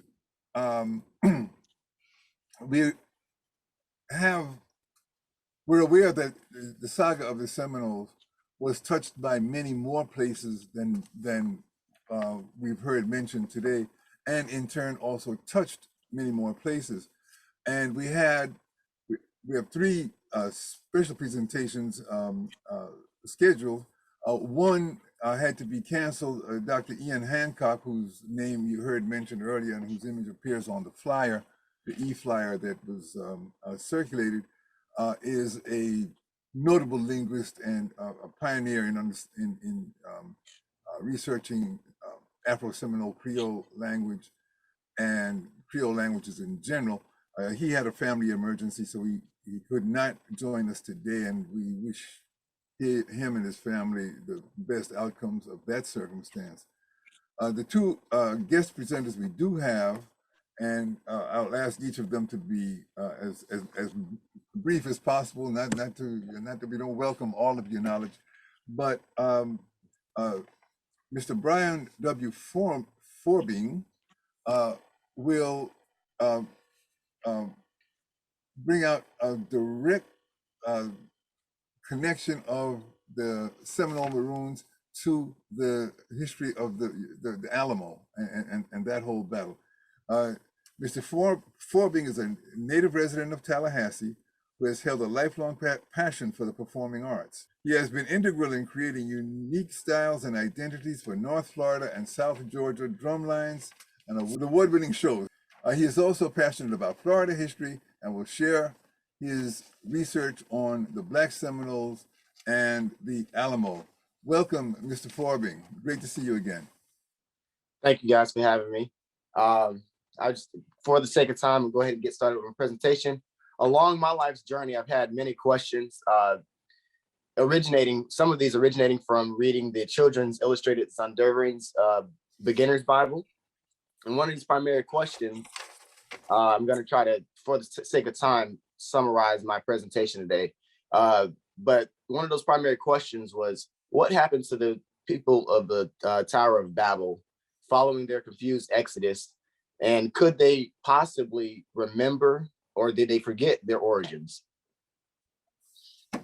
I became enthralled in unveiling these truths and connections to the existences and history of people of color in America following the 2007 annual Florida Classic. There, my mom was moved to tears following her alma mater's presentation of a commemoration to Dr. Mary McLeod Bethune. I then began to ponder over all of the greatness that I had become known or became knowledgeable of FAMU's existence, and I compared that in contrast to my mom's compassion that she expressed for Dr. McLeod Bethune. I then became interested in who this woman really was that had moved my mommy to tears. So I ask you to please be inspired by my chase for historic truth. Were there Seminole at the Alamo? Surely, if you account for the history aligning with the Seminoles' early settlement with the Cherokee in Texas. When you put color back in history, the history gets real colorful. The truth of the matter is, at one point, the Seminole were once called Muskogee. and searches for artwork depicting the Battle of the Mission San Antonio de Valero proved to me that there were swarthy people, possibly indigenous people, trapped between romanticized factions. Upon my research, I discovered that there are Kickapoo, Cherokee, and and Seminoles, apologies, tribes present. And these Seminole and Cherokee actually aided Sam Houston and the Texas revolutionaries as they retreated from the Mexican army. As a result of them helping the Texas immigrants retreat from the Mexican army and crossing over, I believe it was the Sabine River, they were allotted a treaty of land that was then, upon Sam Houston's death, rescinded.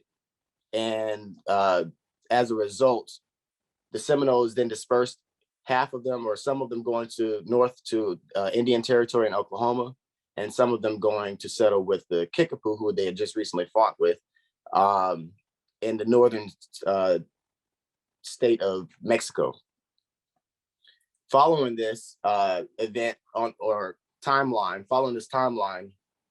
John Caballo and Chief Wildcat have now migrated to Texas and then settled in Mexico on the heels of the Second Seminole War. And following the migration, I'm sorry, I lost my spot. Following the migration, Chief Kawakauchi, whose name translates to Chief Wildcat, who also hails from the highest of, not the highest of 7 hills, who hails from the world's most famous beaches in Daytona, Florida, and who also likely is referred to by Mary McLeod Bethune when she remarked to her football team, you guys are playing as tenacious as a band of Wildcats, not as a Wildcat, but as a band of Wildcats.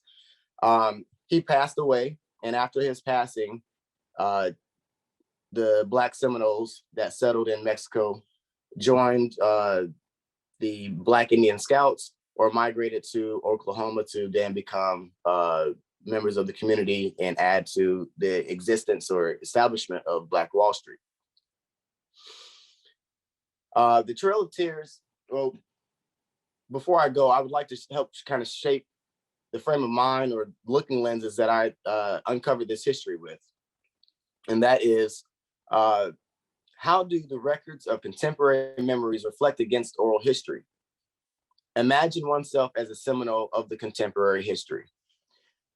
Were there memories of Muskogee history orated during their life?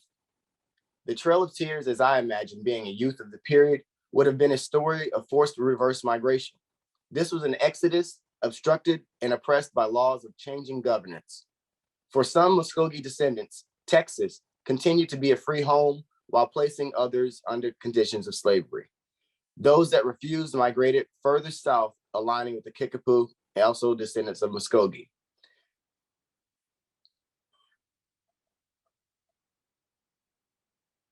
If you take and analyze the map of the Muskogee migration out of Mexico, it eerily aligns with the Trail of Tears, equally so. This is a perplexing puzzle, but not one that is hard to assemble, given the right looking scope, laying timelines and records atop one another, and analyzing the depths of this dimensional history. As we do, we continue to connect our present and future to our not so distant past and reveal hidden truths our popular education fails to share. May we continue to railroad the resistance to recoloring history and revealing all that is critical to preserving the full history of races and ethnicities of people. Thank you all for having me.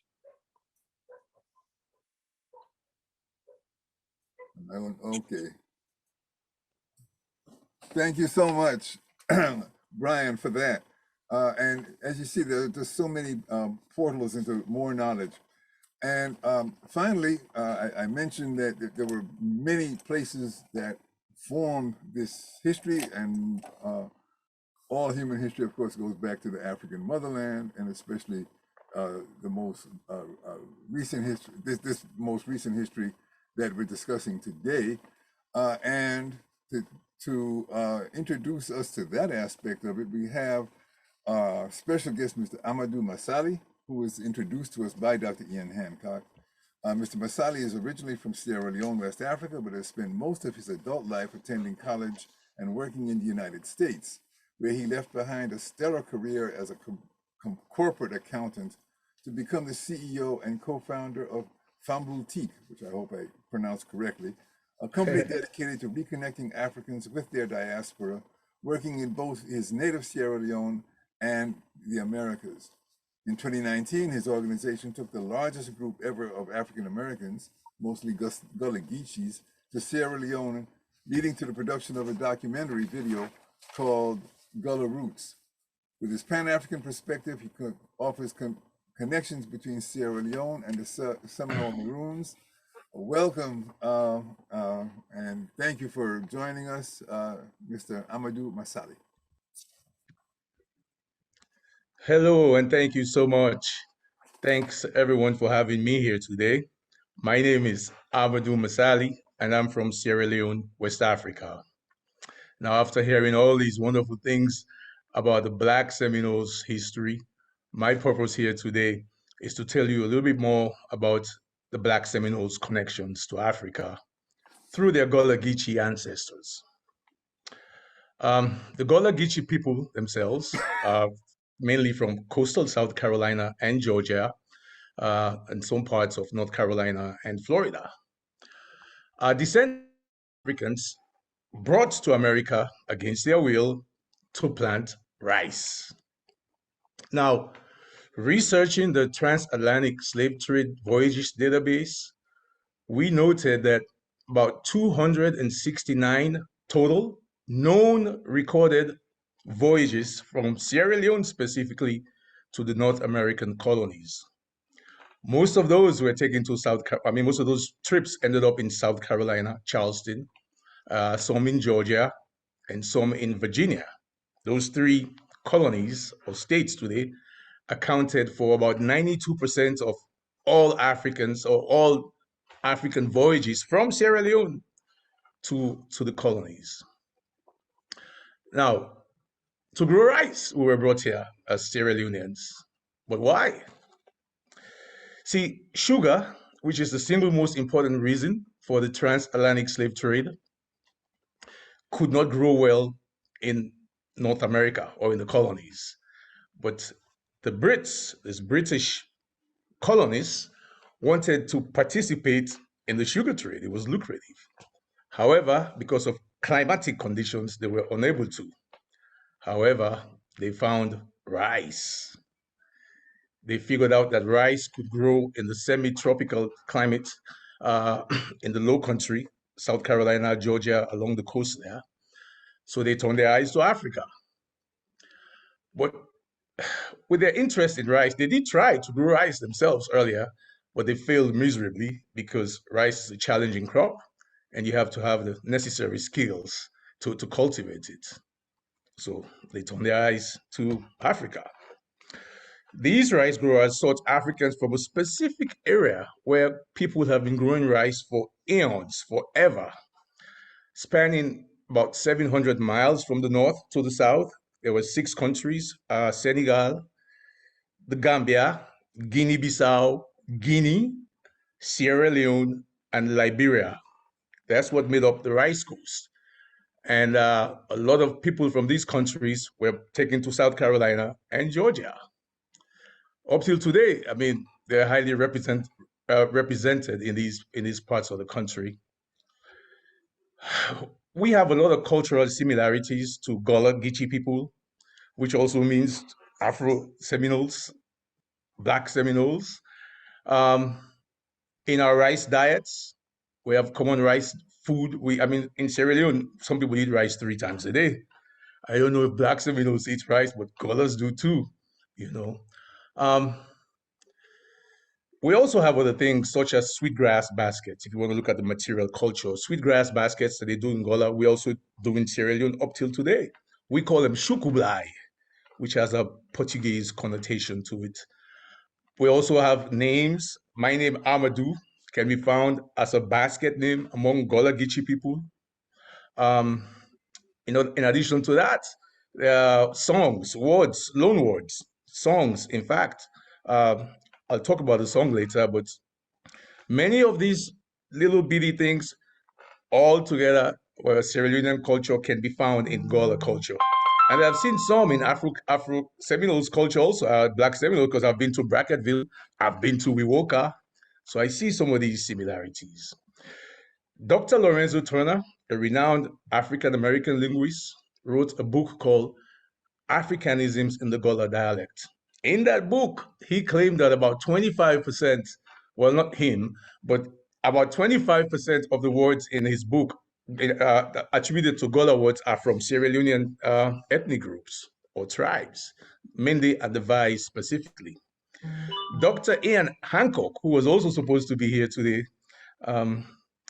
looked at about 20 to 30 Creole languages, and he saw that between two of them, they were almost unintelligible. They were pretty much identical. Those two languages were Sierra Leone's Creole and Gola. I want to share an example quickly of how you would say something in Afro-Seminoles Creole and how I would say it in my Sierra Leonean Creole. Listen to this. I no believe say spirit day. I no believe say spirit day. What it means in English, I don't believe that spirits exist. In Sierra Leone, instead of saying I no believe say spirit day, I would say I no believe say spirit day. Is that close? The only difference is in the believe, which I would say, and in Afro-Seminole Creole, you would say believe. That's not by coincidence. Sierra Leoneans and Golas have known that we've shared this special relationship for about 30 years now, and we have visited each other a few times. For example, in 1988, a sitting president of my country, Sierra Leone, visited St. Helena Island Penn Center to hang out with the Golas. In 1997, based on a song in the Mende language of Sierra Leone, we took a family to Sierra Leone. They had preserved a 5-line stanza for over 200 years. That happens to be the longest text in an African language ever preserved by an African-American family with slavery origin. The Moran family of Harris Neck, Georgia, went to Sierra Leone in 1997. In 2005, it was Priscilla's turn. Priscilla was a young girl, 10-year-old girl, that was taken from Sierra Leone, Bonds Island in Sierra Leone in 1756 and sold into Charleston, South Carolina in that same year. Well, in 2005, the 7th generation descendant of that young 10-year-old girl visited Sierra Leone. And you were able to track this girl through historical records, not DNA, nothing else, but historical records that showed she was taken from Sierra Leone at age 10. But also, the paper trail evidence includes letters between the ship owners and the ship's captain, sales record in Charlestown, it wasn't Charleston then, Charlestown, South Carolina, plantation records of the Ball family who owned these slaves, and government birth and death records after emancipation. Also, most recently, I think Jean mentioned it, our organization, Femme Boutique, which means family tree in English, took over 50 African Americans, most of them Golas, to Sierra Leone on a historical study tour. It was a blast, and we got national attention. In 2023, it will be time for the Black Seminoles. Think about it. Okay, so in wrapping up, I have just shared some of the most fascinating discoveries regarding the connections between Africans and African Americans. They happen to be Gola Geechee links. They happen to be Black Seminole links, because everything that I say that applies to Gola Geechee applies to Black Seminoles. African Americans will one day discover that Bonds Island's significance for their own history and will pay more attention to it than other slave castles or fortresses along the West African coast. Black Seminoles, before they became Indian Negroes were Gullah Geechees. No doubt. Not all of them ran away from slavery, like Senator Pittman mentioned earlier, but a big chunk of them ran away from Charleston, South Carolina, Georgia, and made it all the way down to the Florida wilderness. And before these Gullah Geechees were Gullah Geechees, they were Africans, and still are. Thank you.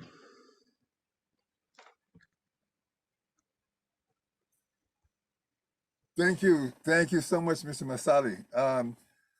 And this story, Sierra Leone has so many connections to us here in North America. The Black Seminole story, the Seminole Maroon story is connected to Sierra Leone, to Barbados, to Oklahoma, to so many places. And there are so many other stories, like the fact that the people who revolted aboard the schooner Amistad were Mende people from Sierra Leone. And their revolt, of course, had a huge effect on American law, constitutional law. So with that, I want to thank all of our presenters. I speak for our ancestors. I speak for generations yet to come in appreciating everything that you had to offer. I'm glad we were able to get it all in. And excuse me. And at this time, I don't know what our time limitation is, but I would like to turn this back over to our spirit mother of this whole gathering, Dr. Wallace Tinney. I'll just mention one thing, by the way, and I hope that I'm not stealing any of the points she was going to make, but we should be reminded that in 4 years, we'll be at what is being called America 250, the 250th anniversary of 1776. The African-American take on that was delivered by Frederick Douglass in 1859 very eloquently and still stands. And I think the fact that that document founding a nation that defined the indigenous population as merciless savages is a document that needs to be, the time has come, as Dr. Tinney was saying in her occasion, and as Mr. Tommy said, for us to really start asking questions and interrogating some of what we've received as though it were just fact. Dr. Tinney, I know we have your role as the moderator of any questions and comments that have come in on the chat, and your closing remarks will be, which will give us a much more attractive closing than my face. So thank you all, and welcome back, Dr. Tinney. Thank you, Jean. This has been such an absolutely wonderful panel, and I want to thank everyone for such an outstanding program. I was particularly, I've been impressed with everyone, of course, but I was really interested listening to Anastasia Pittman give a lot of some of the details that I did not really know before. And I thank you for that, Senator Pittman. It was really great. Now it's time for questions. I know we're running a little over time, but we do have one question in the Q&A, and it has to do with what of the Maroons and Black Seminoles who stayed in Tampa and did not go with Chief John Cavallo? I'm going to ask the technicians if they will put up everyone to give us an opportunity to, because any of the panelists might be able to answer the question, so that if we could get everybody on screen, that would be a good thing. So is there anyone who can answer the question about would like to answer the question, let's put it like that. And even if you're not on the panel, you could put it in the chat if you have the answer, because many of you have been putting things in the chat. Let me know you know a lot of stuff already before you even got to the program today. So if we have a question here and you have an answer, please put something in the chat, and then we can figure out a way to bring you so you can do your do your answer. So the question again was, what of the Maroons and Black Seminoles who stayed in Tampa and did not go with Chief John Cavallo? Does anybody know that answer? Mr. Tommy? I don't know the answer. I know Dr. Rosalind Howard might know the answer, but I don't know if she's on right now or if she's out. I think she was here earlier. I can add a comment. I don't know what happened to those people, but John Cavallo went to the West, and he was part of the delegation that went back to Florida. So he came back with Halleck Testanogi's group, and so he came and went, and I don't, that was such a fluid thing when they were putting together those parties to go west that I think it's really difficult to say who stayed behind and who went. Now we have rosters for who went with these groups, and we have two rosters for most of them. One at the ones who were about to migrate to the West, and then the ones who were mustered out at Fort Gibson. And so you can compare those two rosters to get an idea of who went, but I don't know if the rosters were kept for those that remained or not. Sorry. Thank you. I'd like to add a couple thoughts to that, if it's okay. Yes, of course. Well, there is actually a remnant city in Florida that's actually currently being uncovered by archaeologists called Angola, Florida. And it's kind of in the region as well. So it's likely theorized, possibly, or it's being researched now, that maybe they resettled the area, went and retreated into the woods. As with, is common amongst the history that you start looking at. Wakulla Springs has a timeline actually on their website. Friends of Wakulla Springs, they have a timeline on their history that actually shows from the archaic times or the post Ice Age times, that essentially there was a Black remnant or Negro, however you want to colorize the words, or the people.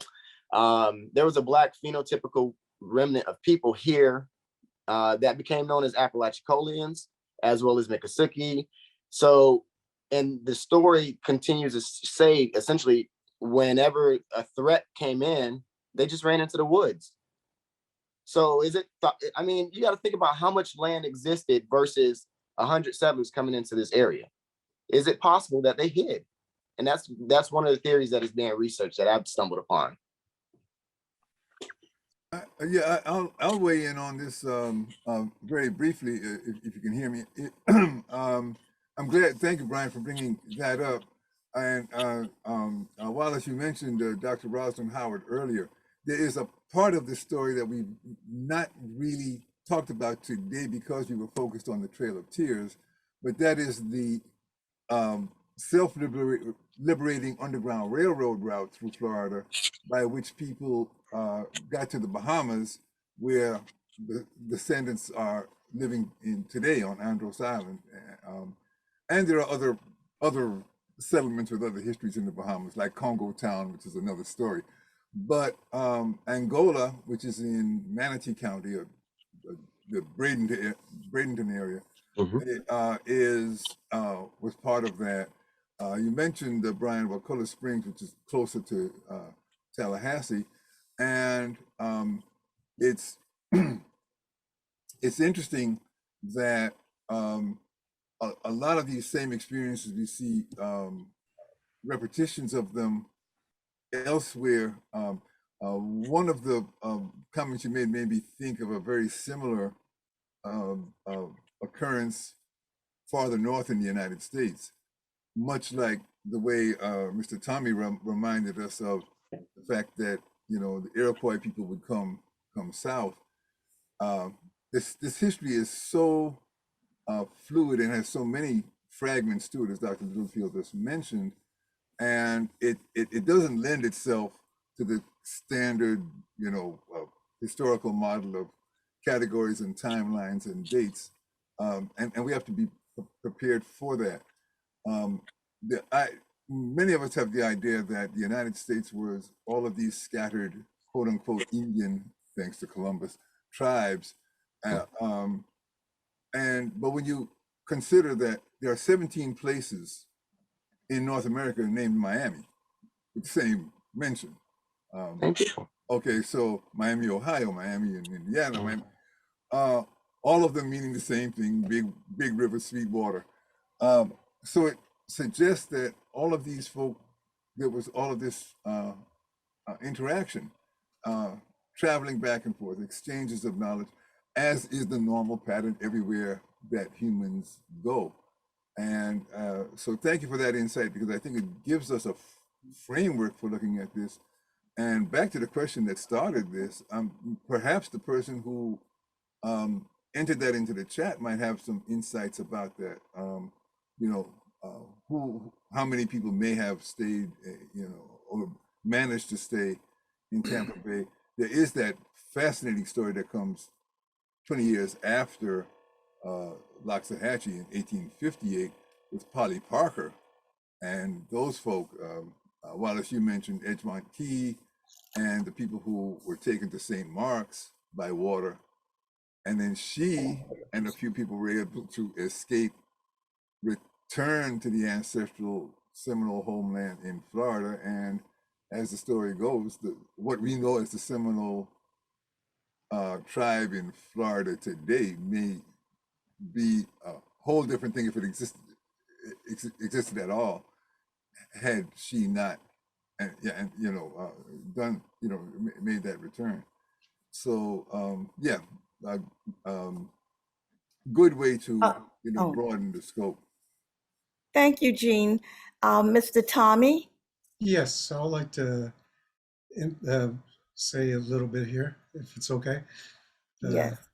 Yes, as I had mentioned before, the Everglades is a spiritual place for us, and it's also like where the families are. They have been spiritual core. My family, my grandparents, they were all spiritual core, and they lived and followed very, very strict rules, very, very high rules in life to follow. And they did talk about when there were black slaves, or who were slaves, that have become part of our families. It sounded to me like that there were only a few, but they have stories where they were basically part of our families, and also like the what my grandparents talked about was that one of the rules is that you do not domesticate another human being. So it was a very, very strong values that was developed that my grandparents were protecting. And also, from what I understand, what I've seen is that the few Black people that remain with our families slowly blended in to our families and our tribal race. Thank you. Thank you, Mr. Tommy. I do think that that there was a combination of things as relates to color in terms of the slave, and as relates to actual enslaved people. You have the self-liberators, the self-emancipators, those people who were not enslaved, and I'm sure would not allow themselves to be enslaved by any Native American. That's number one. You have the Native Americans who were participating in the colonial enterprise of enslavement in whatever way they wanted to participate. That's a group. You have actual, as just mentioned by Brian, black-skinned Indians or Native Americans. These black-skinned people, like the Yamasee, the Westo, the Mississippi, the whoever, there were a lot of them. We have to understand that all of the Native American people, and I think that this whole thing of slavery actually probably eliminated a lot of the black-skinned people who just, or they just, you know, melted into, or whatever happened to these people. I'm not sure, because I don't believe much of what I read coming from some of the European people sometimes. But nonetheless, what I'm saying is that there is no one way that this thing is being done. And we have to look at, we're talking about 200 years. And when you think of 200 years, we haven't even been, we just, wait a minute, 1776, 1976, 1776, 1876, 1976. So we're just 200 years a country, you know, just barely a country for 200 years. So we're talking about 200 years. We're talking about things that happened over a very long period of time. And so all kinds of things happened. People were eliminated, people were killed, people were massacred, all kinds of things happened. I do know for a fact that my grandmother was born on a Miccosukee, something called Miccosukee in Tallahassee. She was born there. I know that because she told me that. That's number one. Number two, I saw her and I know what she looked like. I saw her hair, I saw her face, I saw her long braids, and I saw her with her Seminole friends who would come by the house, her house in West Palm Beach. So I do know that. Now, why she stayed, what that group of people was in that Miccosukee who were there, because she was obviously not a part of any Exodus, and she was long after the Exodus, because I think she was born in like the 1890s. So, or 18s, no, not 1890s. I think she was born before that. But nonetheless, she was born up there. So what, and she was certainly what you would call a Black Seminole, you know, and so whatever she was, or Miccosukee, I don't really know. And okay, anyway, we're I don't think there, you have another question? Oh, Brian. Oh, I'm sorry. Brian has your hand up. Brian, I'm sorry. Yes, and if there's anybody else has anything, put your thing up. I will pay attention. My daughter is helping me out here. Okay, Brian. Just really quick. I've always questioned that growing up. We have Lake Miccosukee here in Tallahassee, but we have like absolutely almost zero documentation of this history here, teaching here in Tallahassee. So that's one thing that I would like to see fixed here in Tallahassee. But going back to what you were speaking on, as far as relegating people based on their phenotypical skin color, we also don't, this is why I said in my presentation, we have to think about all of the timelines and culture and history happenings that are happening over the conversation that we're having right now, right? So the British are still engaged in things that are going around the world. The French are as well. And one of the primary things is the development or the colonization of Hindustan. And it's ironic that Hindustan doesn't delve into or have any complications with the caste system until an Anglo face comes and makes their presence. And it's around the same time period of them getting control of Hindustan that they're also getting control of the Americas. So could it be that the caste system was imparted upon us from an outside influence? All right, Gene, wait a minute, Mr. Amadou. Sure. I just wanted to go back to the original question with regard to what happened to those Maroons. And I'm not absolutely sure on this one, but I do know there was a fort named Prospect Bluff. In fact, there's some archaeological work being done around it right now. So some of those Maroons, based upon some research I've done, ended up at that fort and eventually became, U.S. Marines. Well, yeah, well, no, not U.S. Marines. They fought alongside the Brits in the War of 1812. And today you have some of these people who are Maroons in Florida that are in Trinidad and Tobago today as Americans. There's others, I think it's in Barbados and some in Canada. So some of those guys that stayed in Florida were linked to this Fort Prospect Bluff, where they coexisted for a few years. That fort, though, was blown up at one time. And yeah, there's a lot of, we can look into that for the connections between those who stayed behind. But that's part of the story that we don't tell. When we start talking about slavery, we always talk about the history of oppression, but we don't connect any of the stories of revolt, of revolution, resistance. Exactly.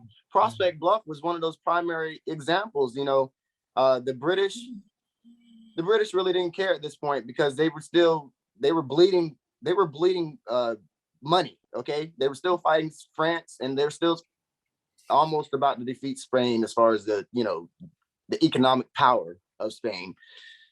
But when they started arming, quote unquote, the Negro spirit and Native Americans at Prospect Bluff, which is actually located in Apalachicola, Florida, 50 miles away from Tallahassee. Andrew Jackson took it upon himself in 1809 to barge through the Panhandle to this. This was a part of his initiation of destroying the Native American spirit and creating the Trail of Tears that he, devised in his presidency diplomacy. But it begot, as you say, with the instances of New Orleans as well as Prospect Bluff here in Apalachicola, when he got lucky and fired a hot shot round, a cannonball hot shot round in and blew the fort up. But that predates actually the occurrences of John Caballo leaving Florida.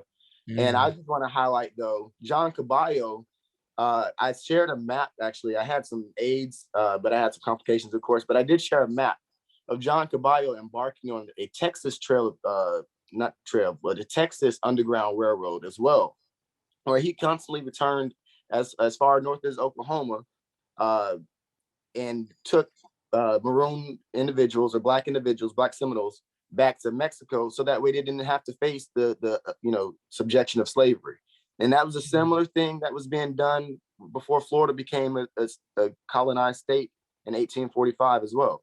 Matter of fact, between 1823 and 25, Congress recognized that there was going to be a need for a Black state and actually went ahead and designated Florida to be the French town, right?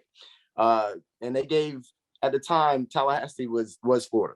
There was, you had the Everglades, but as far as white America encroaching upon Florida, it was just Tallahassee, Jacksonville, the Panhandle, right? East and West Florida. But then what they did was they gave a congressional land grant to what is his name?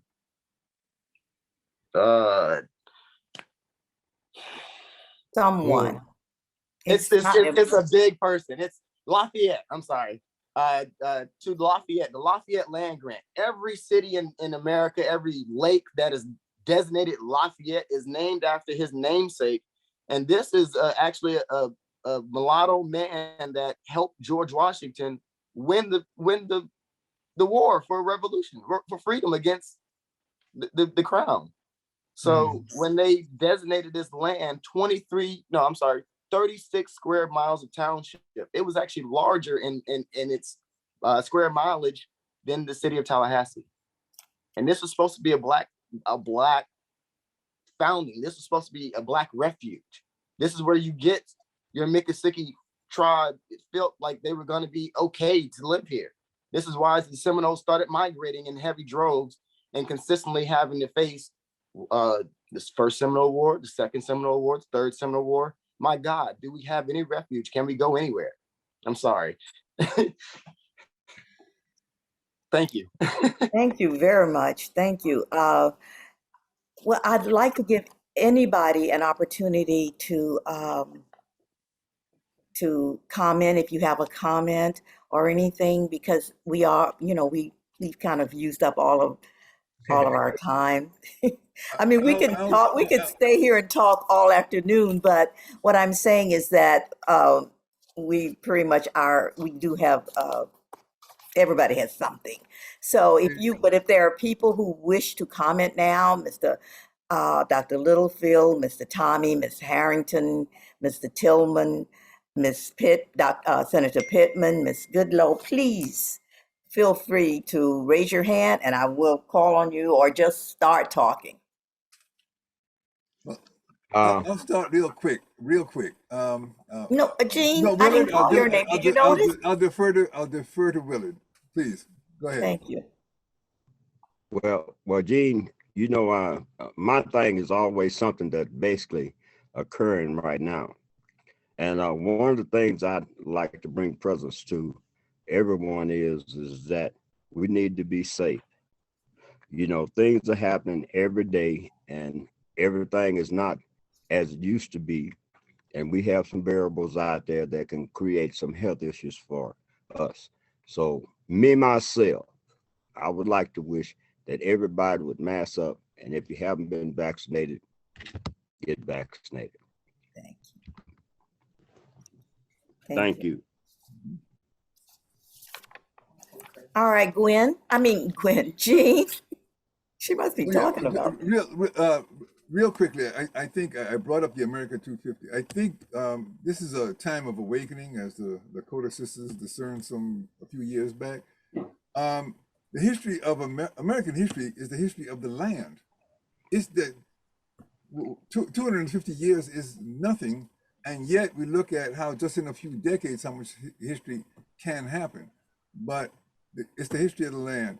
And what Brian, what you reminded me of when you mentioned Color Springs and the museum and the timeline, the same narrative. If you go to Foxwoods on the Connecticut Rhode Island border, where there's a casino, the tribal elders agreed to build the casino on the condition that a museum will tell the story. And the same thing, that it starts at the Ice Age and comes forward, and the presence of the so-called Black Indians is right there.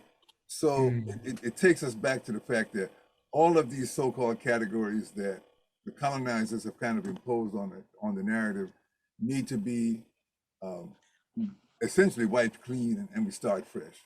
Thank you. And I think Corina has something to say.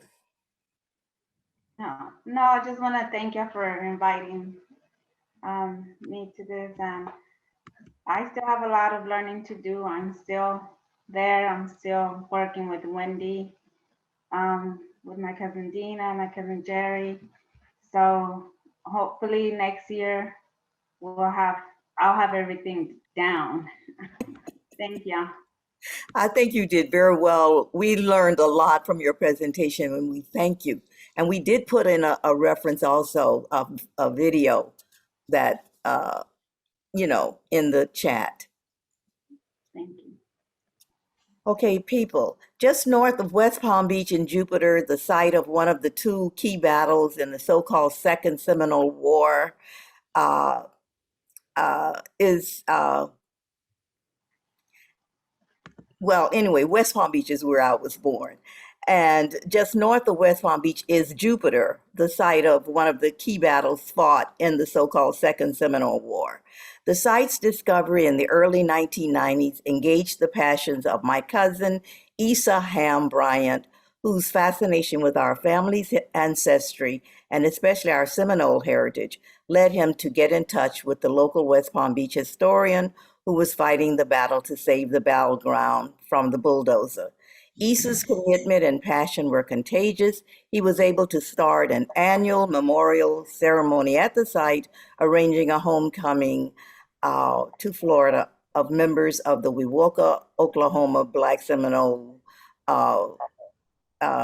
group. And they gathered at Jupiter site, putting on a big stamp of legitimacy on the claim for preservation, among other things. So what I want to do now as our closing is to tell you about that site. We're going to pay tribute to the people who were exiled from that site. And I wanted to mention to you that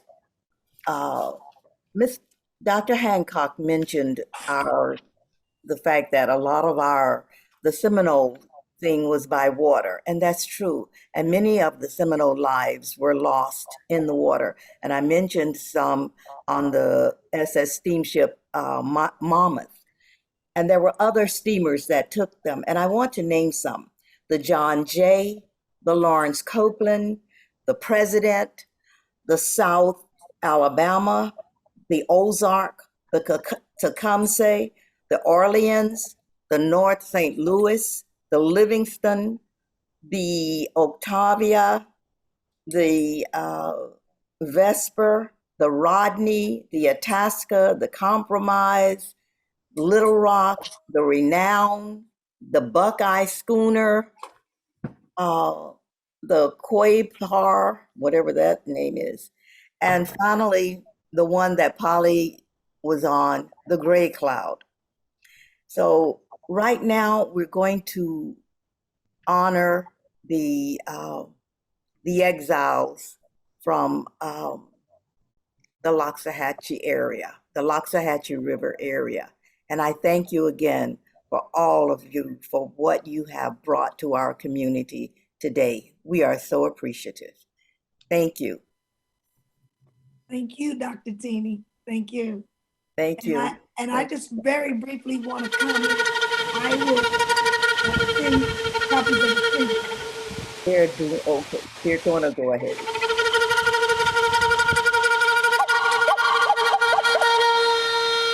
If you put on your speaker, yeah.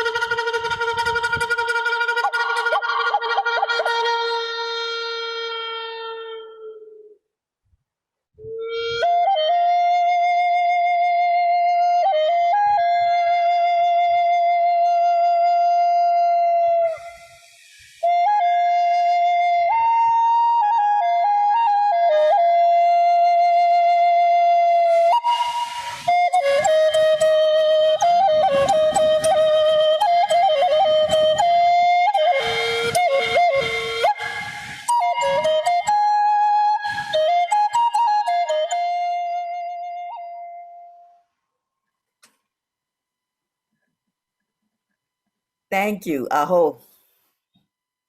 Ashe. Ashe. Mado. Mudo. Dupre, Asante, Medasi.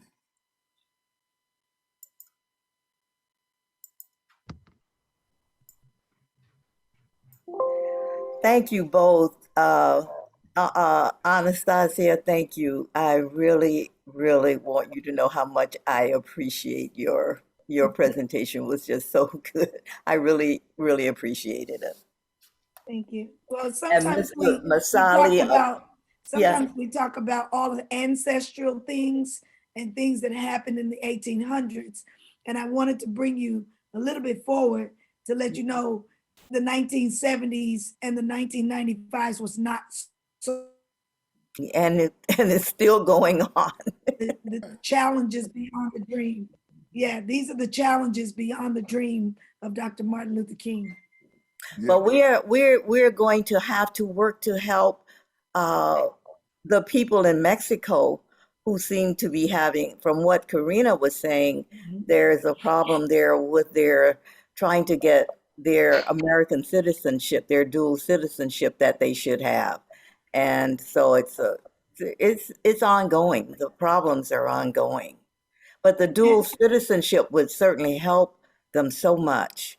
Well, that's the federal recognition that they're fighting for must be continued. But sometimes it's just like encroaching upon land. Assume the citizenship, change your birth certificate, change your census records, just tell them you're American Indian and you're Seminole. Start putting it on your high school documents.